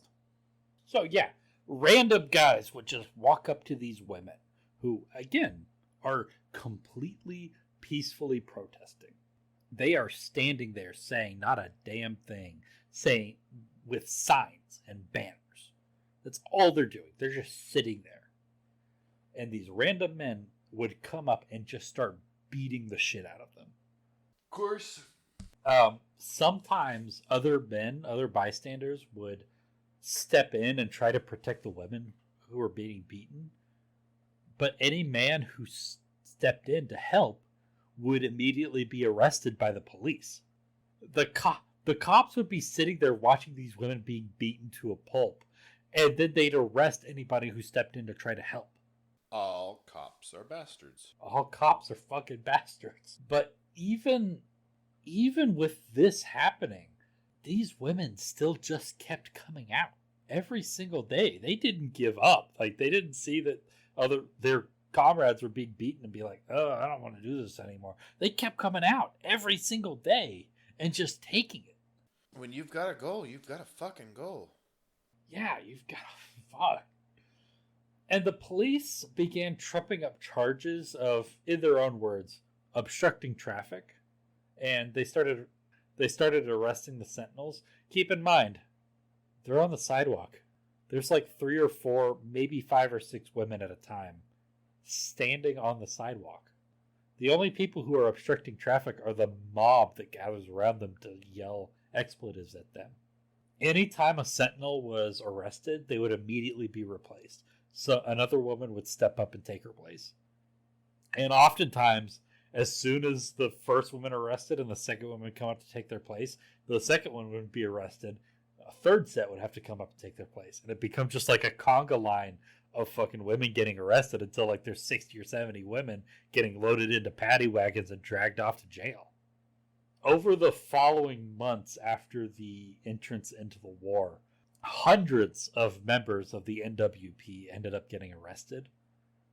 And several dozen of them, including Alice herself, and her old friend from England, Lucy Burns, they were convicted and were sentenced to pretty lengthy jail sentences. The problem was, Alice wanted to be convicted, and she wanted to be sent to jail because she's going to do the same exact shit that she did when she was arrested in England. Sounds about right.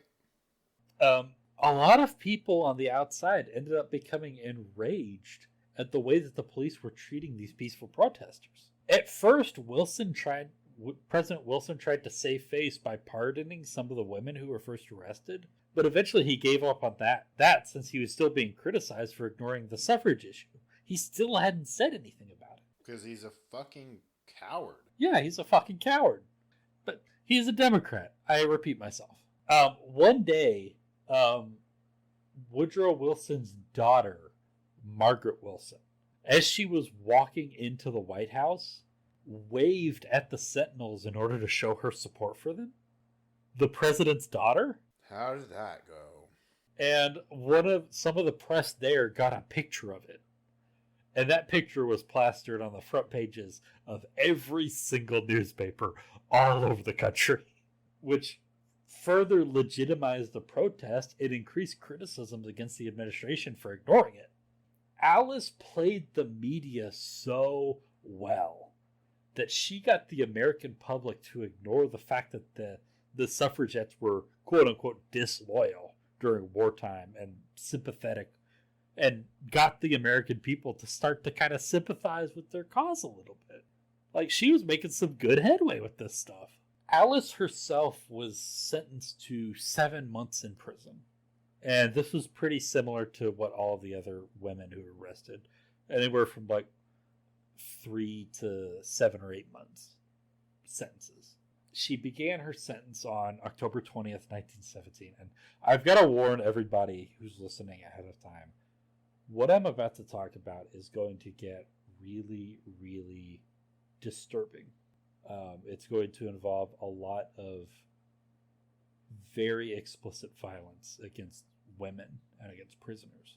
So if that bothers you at all, I recommend going ahead and maybe skipping forward for a few minutes, because this is legitimately, while I was reading this part of this story, I legitimately started to tear up and cry because of how fucked this is. Legitimately fucked up this whole part is. So Alice and a couple dozen of her comrades from the NWP are sent to the Occoquan workhouse in Virginia. At this workhouse, they lived in squalor in dirty cells with no sanitation, and their food was infested with bugs and maggots. They technically had showering facilities, but they only had 1 bar of soap to share amongst all of the 800 or so women that were in prison there. It was extremely unhygienic. It was really easy to get sick. It was completely unconscionable to keep a human being locked up in these conditions. When has that stopped America? It's never stopped America. They would still make it this bad if they thought they could get away with it, including what I'm about to talk about. In protest for their conditions, many of these women from the NWP went on a hunger strike, including Alice herself. More force feeding? The wardens moved Alice to the psychiatric section of the workhouse, which not only meant that she was now in solitary... Psychiatric shit was really fucked. Really, really fucked back then. Oh yeah. Every single treatment for psychological issues back then was just some form of torture. Like if you took somebody who works in like one of like the CIA guys who works at Guantanamo Bay today, and you sent him back to like the 1910s, he'd just be a psychiatrist. Like, he'd be doing the exact same job, and they just call him a psychiatrist. But yeah, they moved Alice to the psychiatric ward of the workhouse, which was essentially solitary confinement. Like, she didn't see another human being for hours at a time. Um, it would have been days if it weren't for the fact that her isolation was interrupted by a couple of times a day. The warden and a bunch of guards would come in to strap her to a chair, force her head back, and force a feeding tube down her throat. They would put a funnel in the tube, and then inside the funnel, they would pour an entire bowl full of raw eggs mixed with milk. Ugh. That's not fun to have when you're trying to do it yourself, let alone a forced feeding tube. Several of the women from the NWP were force fed the same thing.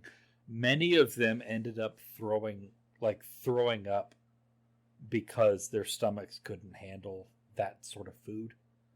What fucking person could? No. Alice could. She handled it like a champ. Alice is not normal. We've already established this. Yeah, Alice fucking Paul is something more than human. She is so far above the rest of us. Yeah, even the guards mentioned, like, holy shit, she takes this like a champ.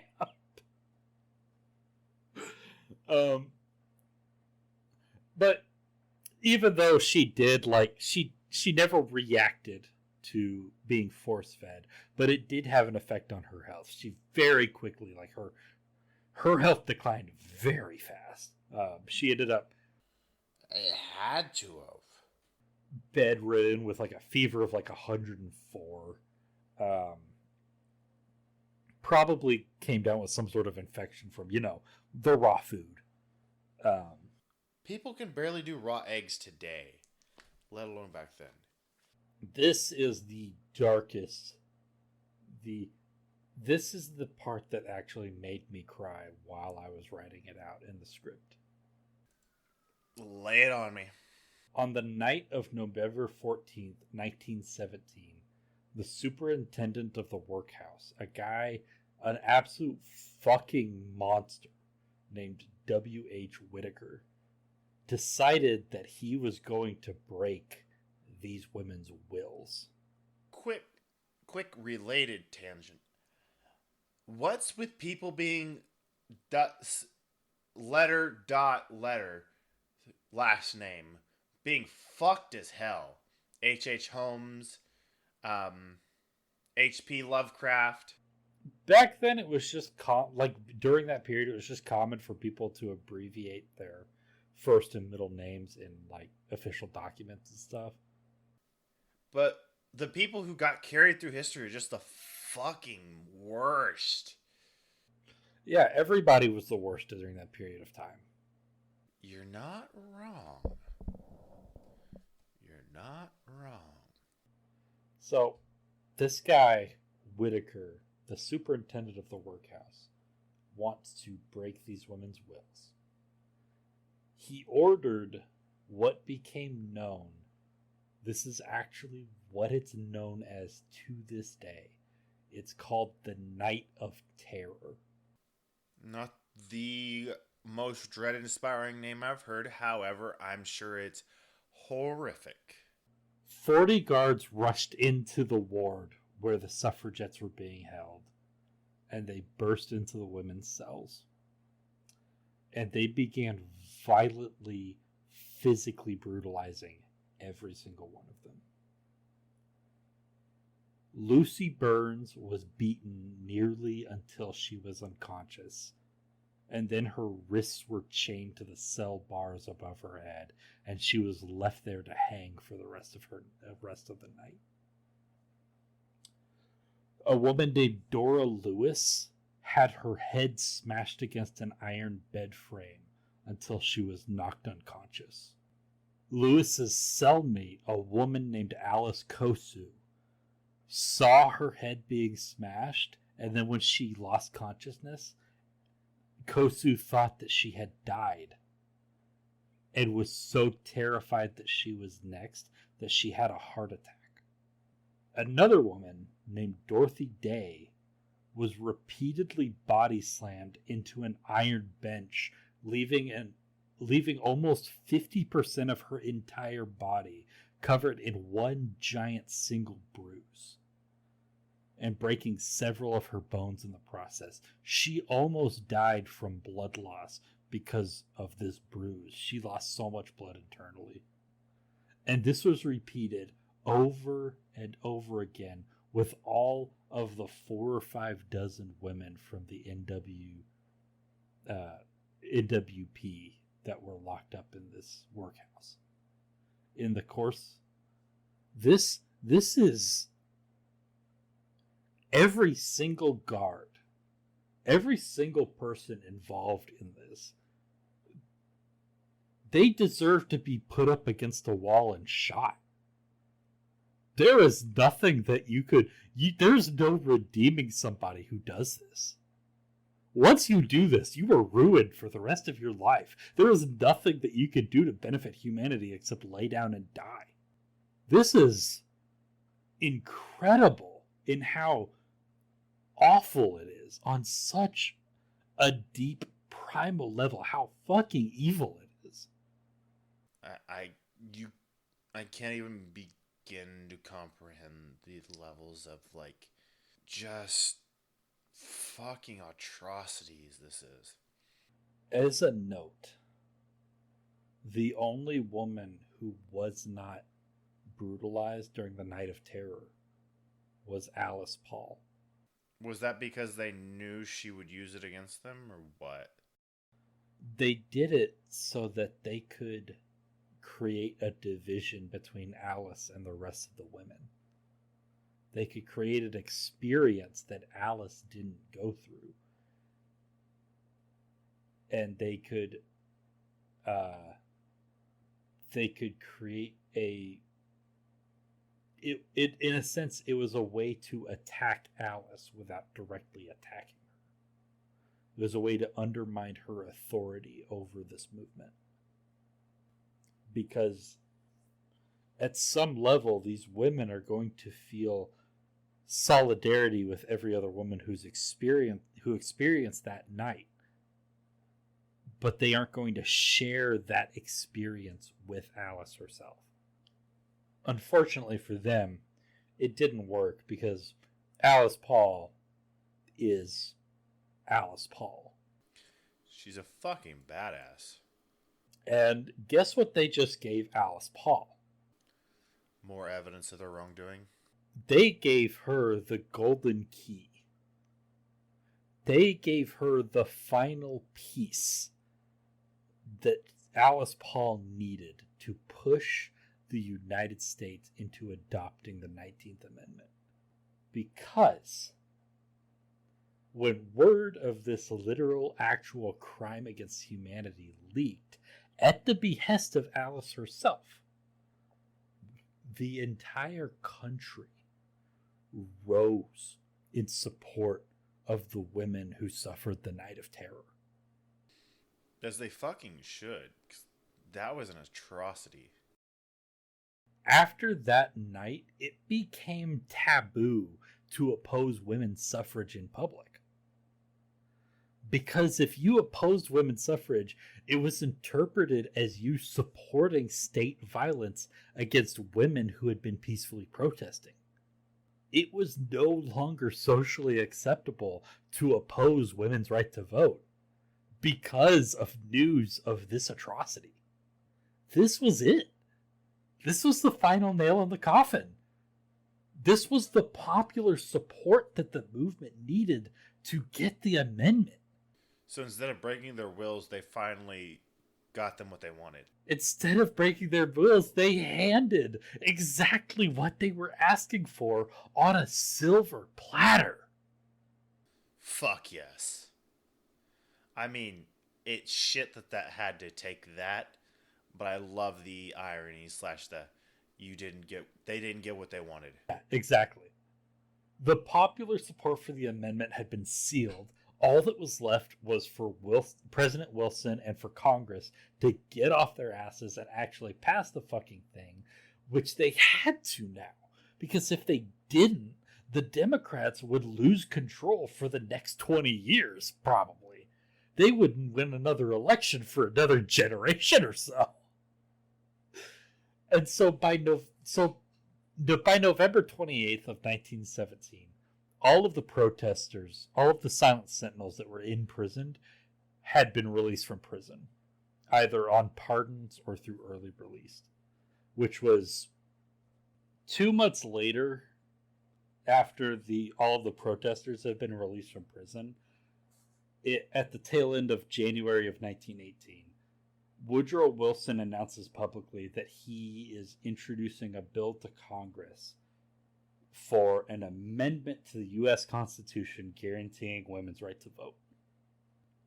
It took 5 separate votes in Congress between January of 1918 and June of 1919, with the first 4 being stymied by Southern Democrats before it finally passed in the House and in the Senate. Wisconsin and Illinois were the first states to ratify the amendment, and that's a big debate to this day. Which of those 2 states gets to claim who was the first to ratify the 19th Amendment? Wisconsin likes to say that they're first because they were the first to be recognized by the federal government because they handed in their ratification to the feds first. But Illinois likes to claim it because technically, on the clock, the Illinois Congress, state Congress, ratified it an hour before the Wisconsin Congress. Wouldn't that just be down to time zones? Or is that factoring in time zones? No, they're in the same time zone. Okay. I thought they were in different ones, but like me, not geography man. Nah, they're actually pretty close together. Those states border one another, so. Yeah, so both of those states, they like to say they're the first to ratify the 19th Amendment. They both deserve credit because they jumped on that shit really fucking fast. Sounds like it. Yeah. Several states in the Union, including Texas and Maryland, you'll notice a lot of southern states didn't ratify the amendment. Does that surprise me in the least? No, it doesn't surprise anybody.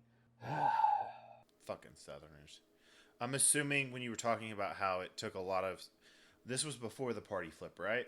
Yeah, this was back when the furthest right you could get in American politics was a Southern Democrat. When approximately was the switch? I've heard of it, but I don't ever remember when it was. 1964. 64. What was the cause? The Civil Rights Act. It was because Lyndon Johnson, the Democratic president, who was ostensibly at the time supposed to be a Southern Democrat, helped push through the Civil Rights Act, which guaranteed a bunch of civil rights for racial minorities and for women that a lot of Southerners really didn't want. And so that drew all of the progressives out of the Republican Party into the Democratic Party.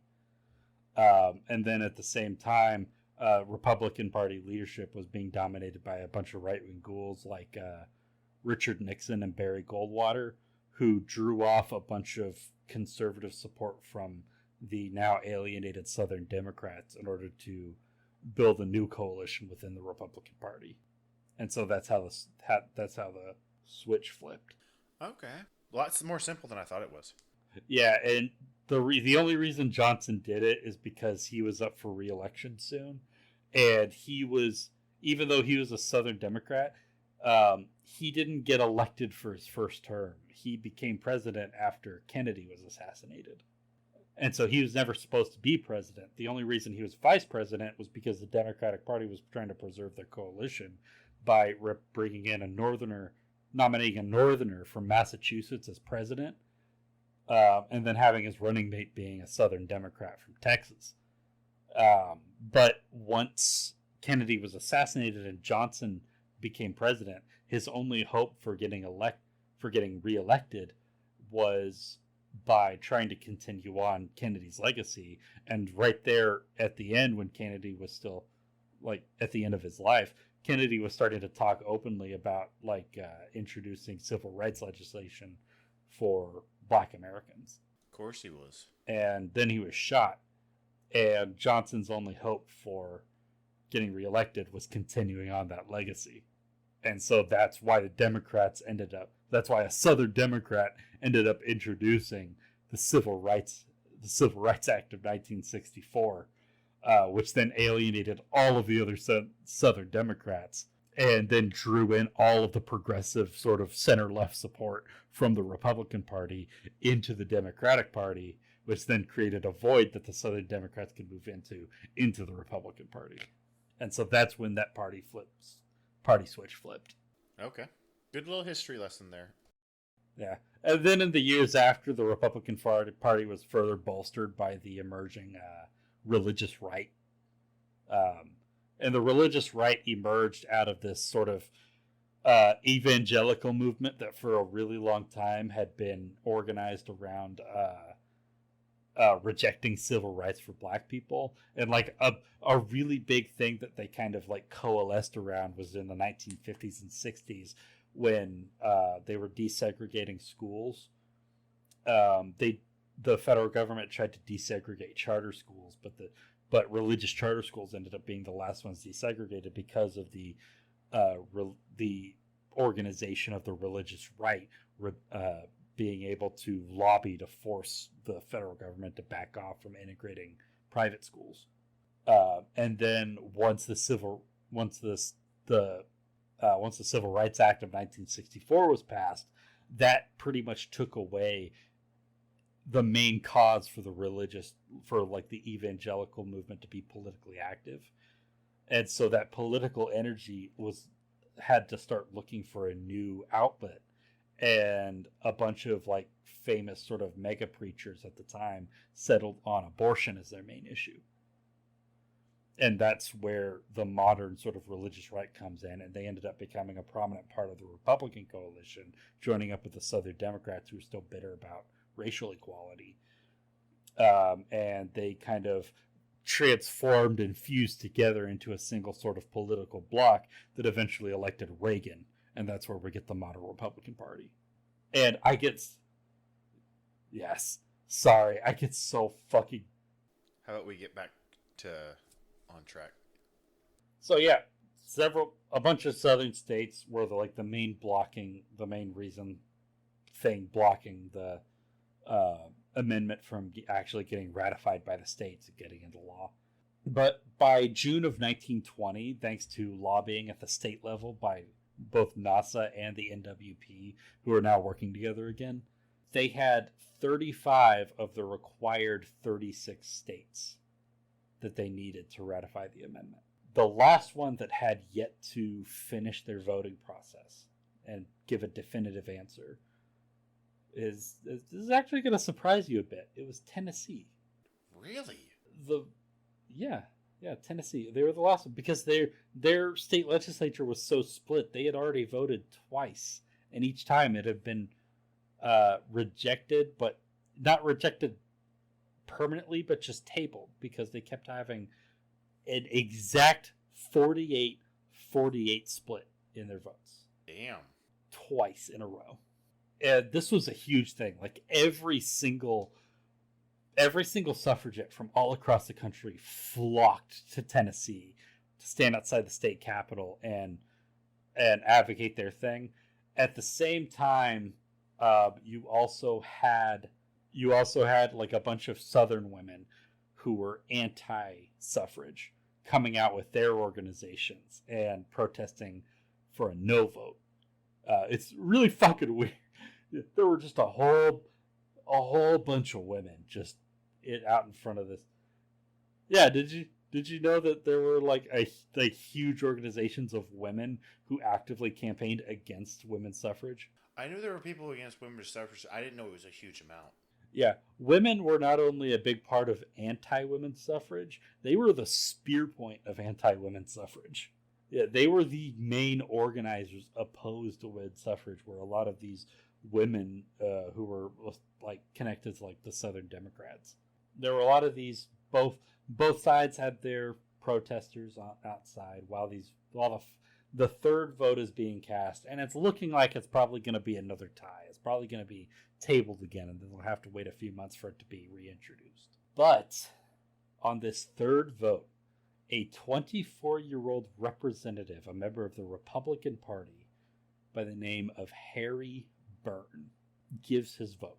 The last two times he had voted not for or against the bill, but to table the bill.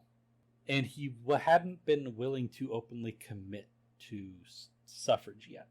And he just says fuck it and commits? I fucking love this story so much. He is preparing to cast his vote, but just a couple minutes before his name is called to stand up, he receives a letter from his mother. And the letter read, quote, "Dear son, hurrah and vote for suffrage, and don't keep them in doubt. I noticed Chandler's speech." Chandler was one of the other representatives who was opposed to suffrage. "I noticed Chandler's speech. It was very bitter.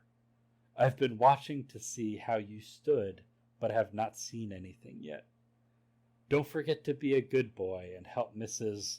Thomas Cat with her rats." Thomas Cat was one of the women who was leading the anti-suffrage protests outside the state capitol. "Help Mrs. Thomas Cat with her quote-unquote rats.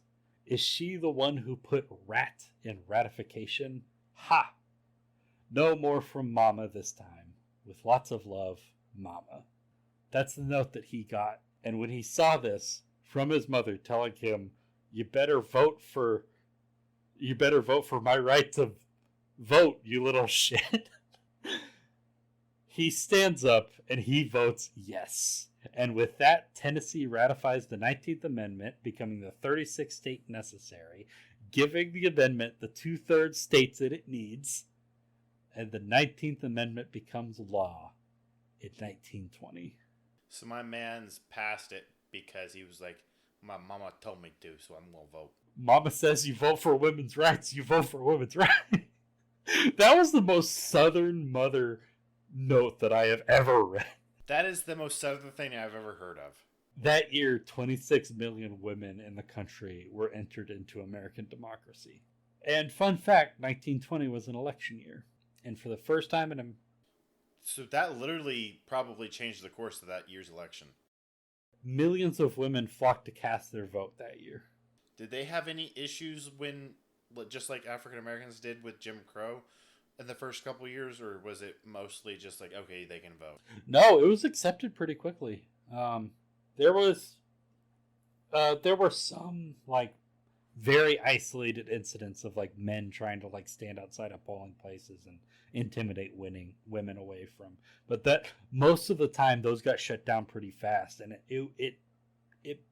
they got integrated pretty quickly into voting, mainly because of the work of like all of these suffragettes who'd been laying like the sort of social foundation for acceptance of this sort of thing for so long.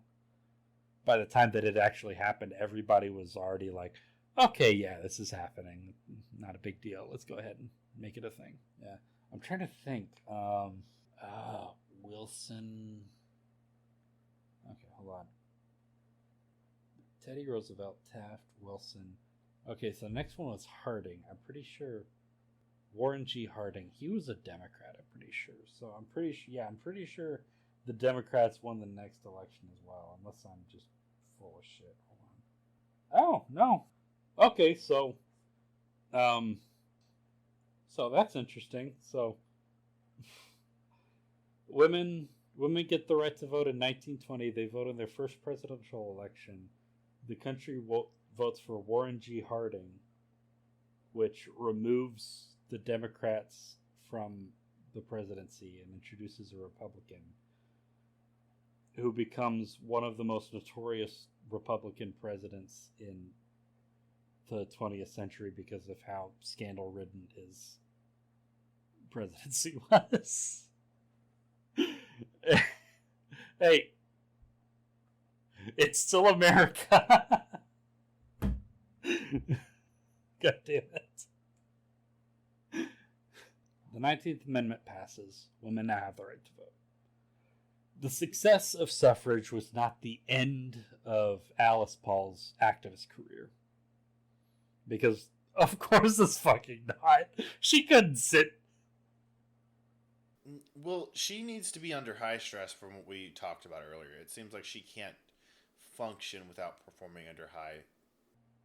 Yeah, a vacation would be detrimental to her health. Sounds like it, to be honest.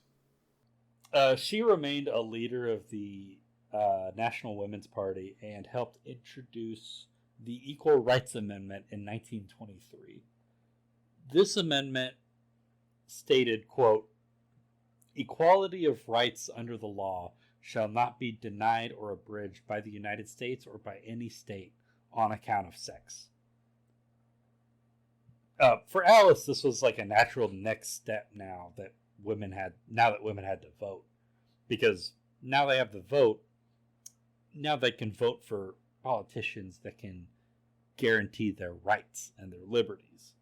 And so now we can introduce legislation that gives women complete equality, not just equality at the ballot, equality in all facets of life. I mean, that's the end goal, is like, we should be treated the same. I get egalitarianism doesn't really give everyone equal treatment. You have to consider for the disadvantages that upbringing and financial and economic things do. So equity is probably the more best thing, but yeah. Initially, this amendment that was proposed carried the nickname of, it was called the Lucretia Mott Amendment, in order to honor that Quaker activist who helped found the suffrage movement back in 1848. And then later on in 1943, the amendment's name was changed to the Alice Paul Amendment. Fuck yes. Unfortunately, the ERA, the Equal Rights Amendment, was not passed in the U.S. Congress until 1972, and it still, to this day, has not gone into effect because not enough states have voted to ratify it. It is still just sitting there. It's one of the big, like, sort of boils or blemishes on the face of American politics, is the fact that we have had the Equal Rights Amendment just sitting there, the codification of equal rights for all people in this country, just sitting there waiting for it to be passed, and it hasn't, because all of these state governments are run by fucking maniacs. I would say it was more than just saying, it was well before saying that businesses are a person for rights on lobbying and bullshit like that. That's when we really went to shit as a country. I mean, we never been great, but you know what I mean.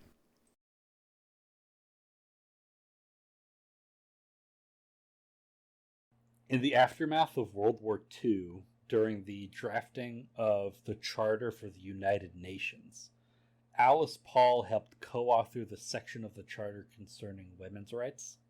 So that's a pretty big fucking deal. Under her leadership, the National Women's Party helped author over 300 pieces of legislation concerning women's rights, which have now become law.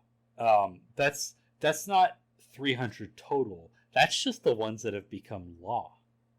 She was instrumental in including protections for women into the Civil Rights Act of 1964. She pretty much masterminded Title VII, which prohibits employment discrimination based on race, color, sex, religion, or national origin, which we now know today as equal opportunity employment. She was the mastermind behind that. You know, whenever you apply to a new job and it has that little bit on the notice that says we're an equal opportunity employer, that's to fulfill Title VII requirements of the Civil Rights Act of 1964, which Alice Paul authored. Alice Paul is a fucking badass. Alice Paul was fucked up. Just a fucking incredible woman. Oh my god. In 1974, Alice suffered a stroke at the age of 89, which finally forced her to retire from activism and leave the National Women's Party. This is fucked up. This part is fucked up. She was placed under the guardianship of her nephew, one of her siblings' sons. Her nephew threw her in a retirement home and stole all of her life savings. Fuck her nephew. The woman who led to the adoption of the 19th Amendment was treated this way by some random fucking asshole who happened to be related to her because he was the only living relative left to take care of her when she had a stroke. Fucking, oh my god, what a piece of shit.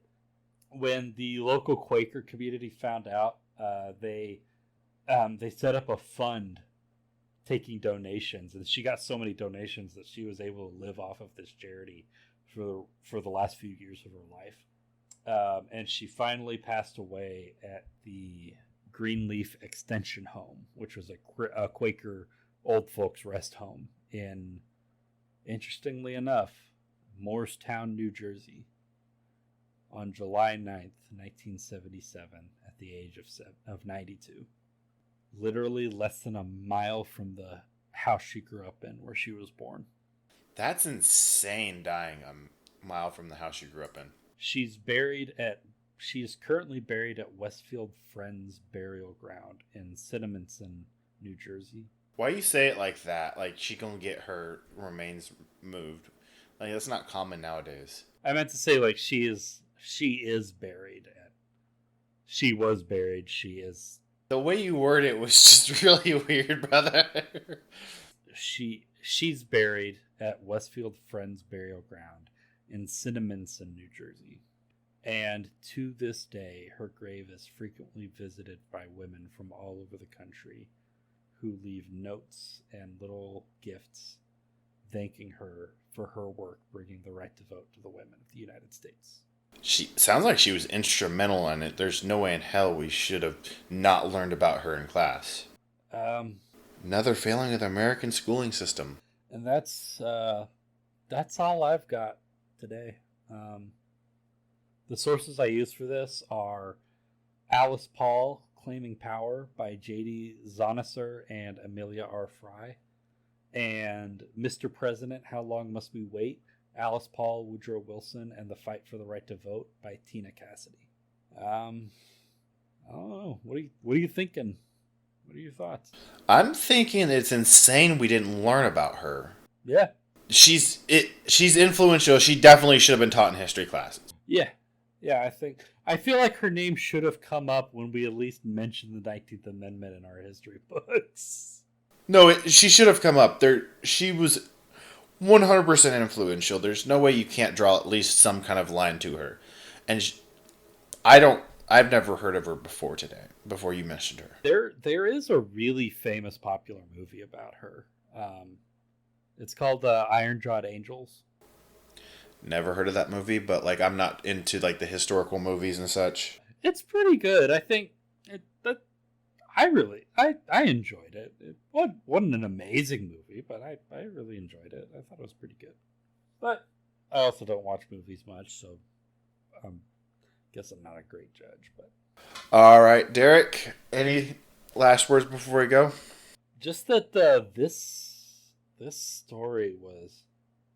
I knew this was going to be a rough story going into it, but holy shit.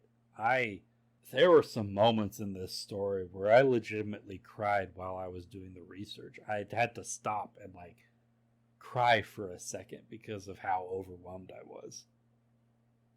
Just seeing the vivid descriptions of the Night of Terror. You kind of washed it down, so obviously I didn't cry, but I guarantee if I was reading that from a first person's perspective or whatever they did in your book, I probably would at least tear up. Oh yeah, also I forgot to mention one of the women who was a member of the NWP that I mentioned in the that was assaulted during the Night of Terror, Dorothy Day. She has a really interesting life story on her own that I might want to cover eventually. Because after her involvement in the suffrage movement, she later goes on to convert to Catholicism. Okay. But her Catholic conversion doesn't make her more conservative. It makes her more radical. And she ends up becoming an anarchist after converting. And she would later go on to become the founder of the Catholic Workers Movement in the United States. which is like a radical left wing uh, workers rights anarchist movement, but that's also Catholic. Dang. Yeah, and also she is currently recognized as like a sacred person. I'm not sure what the exact term is, but she's like a she's recognized as like a sacred person by the Catholic Church, and She's not quite a saint, I'm assuming, but she's like one step removed from becoming a saint. There's like one more thing that the Pope has to do to actually make her a saint. okay. So yeah, she's a really cool fucking person in her own right. I think I might want to like do a story about her eventually. It wouldn't be a super long one or anything, but I think it'd be interesting. So, if they wanted to find you on social media, where can they find you, Derek? Oh, they can find me on the platform formerly known as Twitter at Visigoth. The first I is a 1, the O is a 0. They can find me on Blue Sky at Visigoth. The O is a 0. The first I is just a regular I. They can find me at Tim, aka Otis, both on Twitter and Blue Sky. And then they can find the podcast on Facebook and Instagram at the Alexander Society Podcast. And then Alex Society Pod on both Twitter and Blue Sky. And if they want to listen to some outtakes from the podcast and some beer reviews, they can find us at Alexander Society Pod on TikTok. And if they have liked this episode, please give us a rate and review on their platform of choice, and we will see you next time. Oh, yeah, that's my cue. Bye.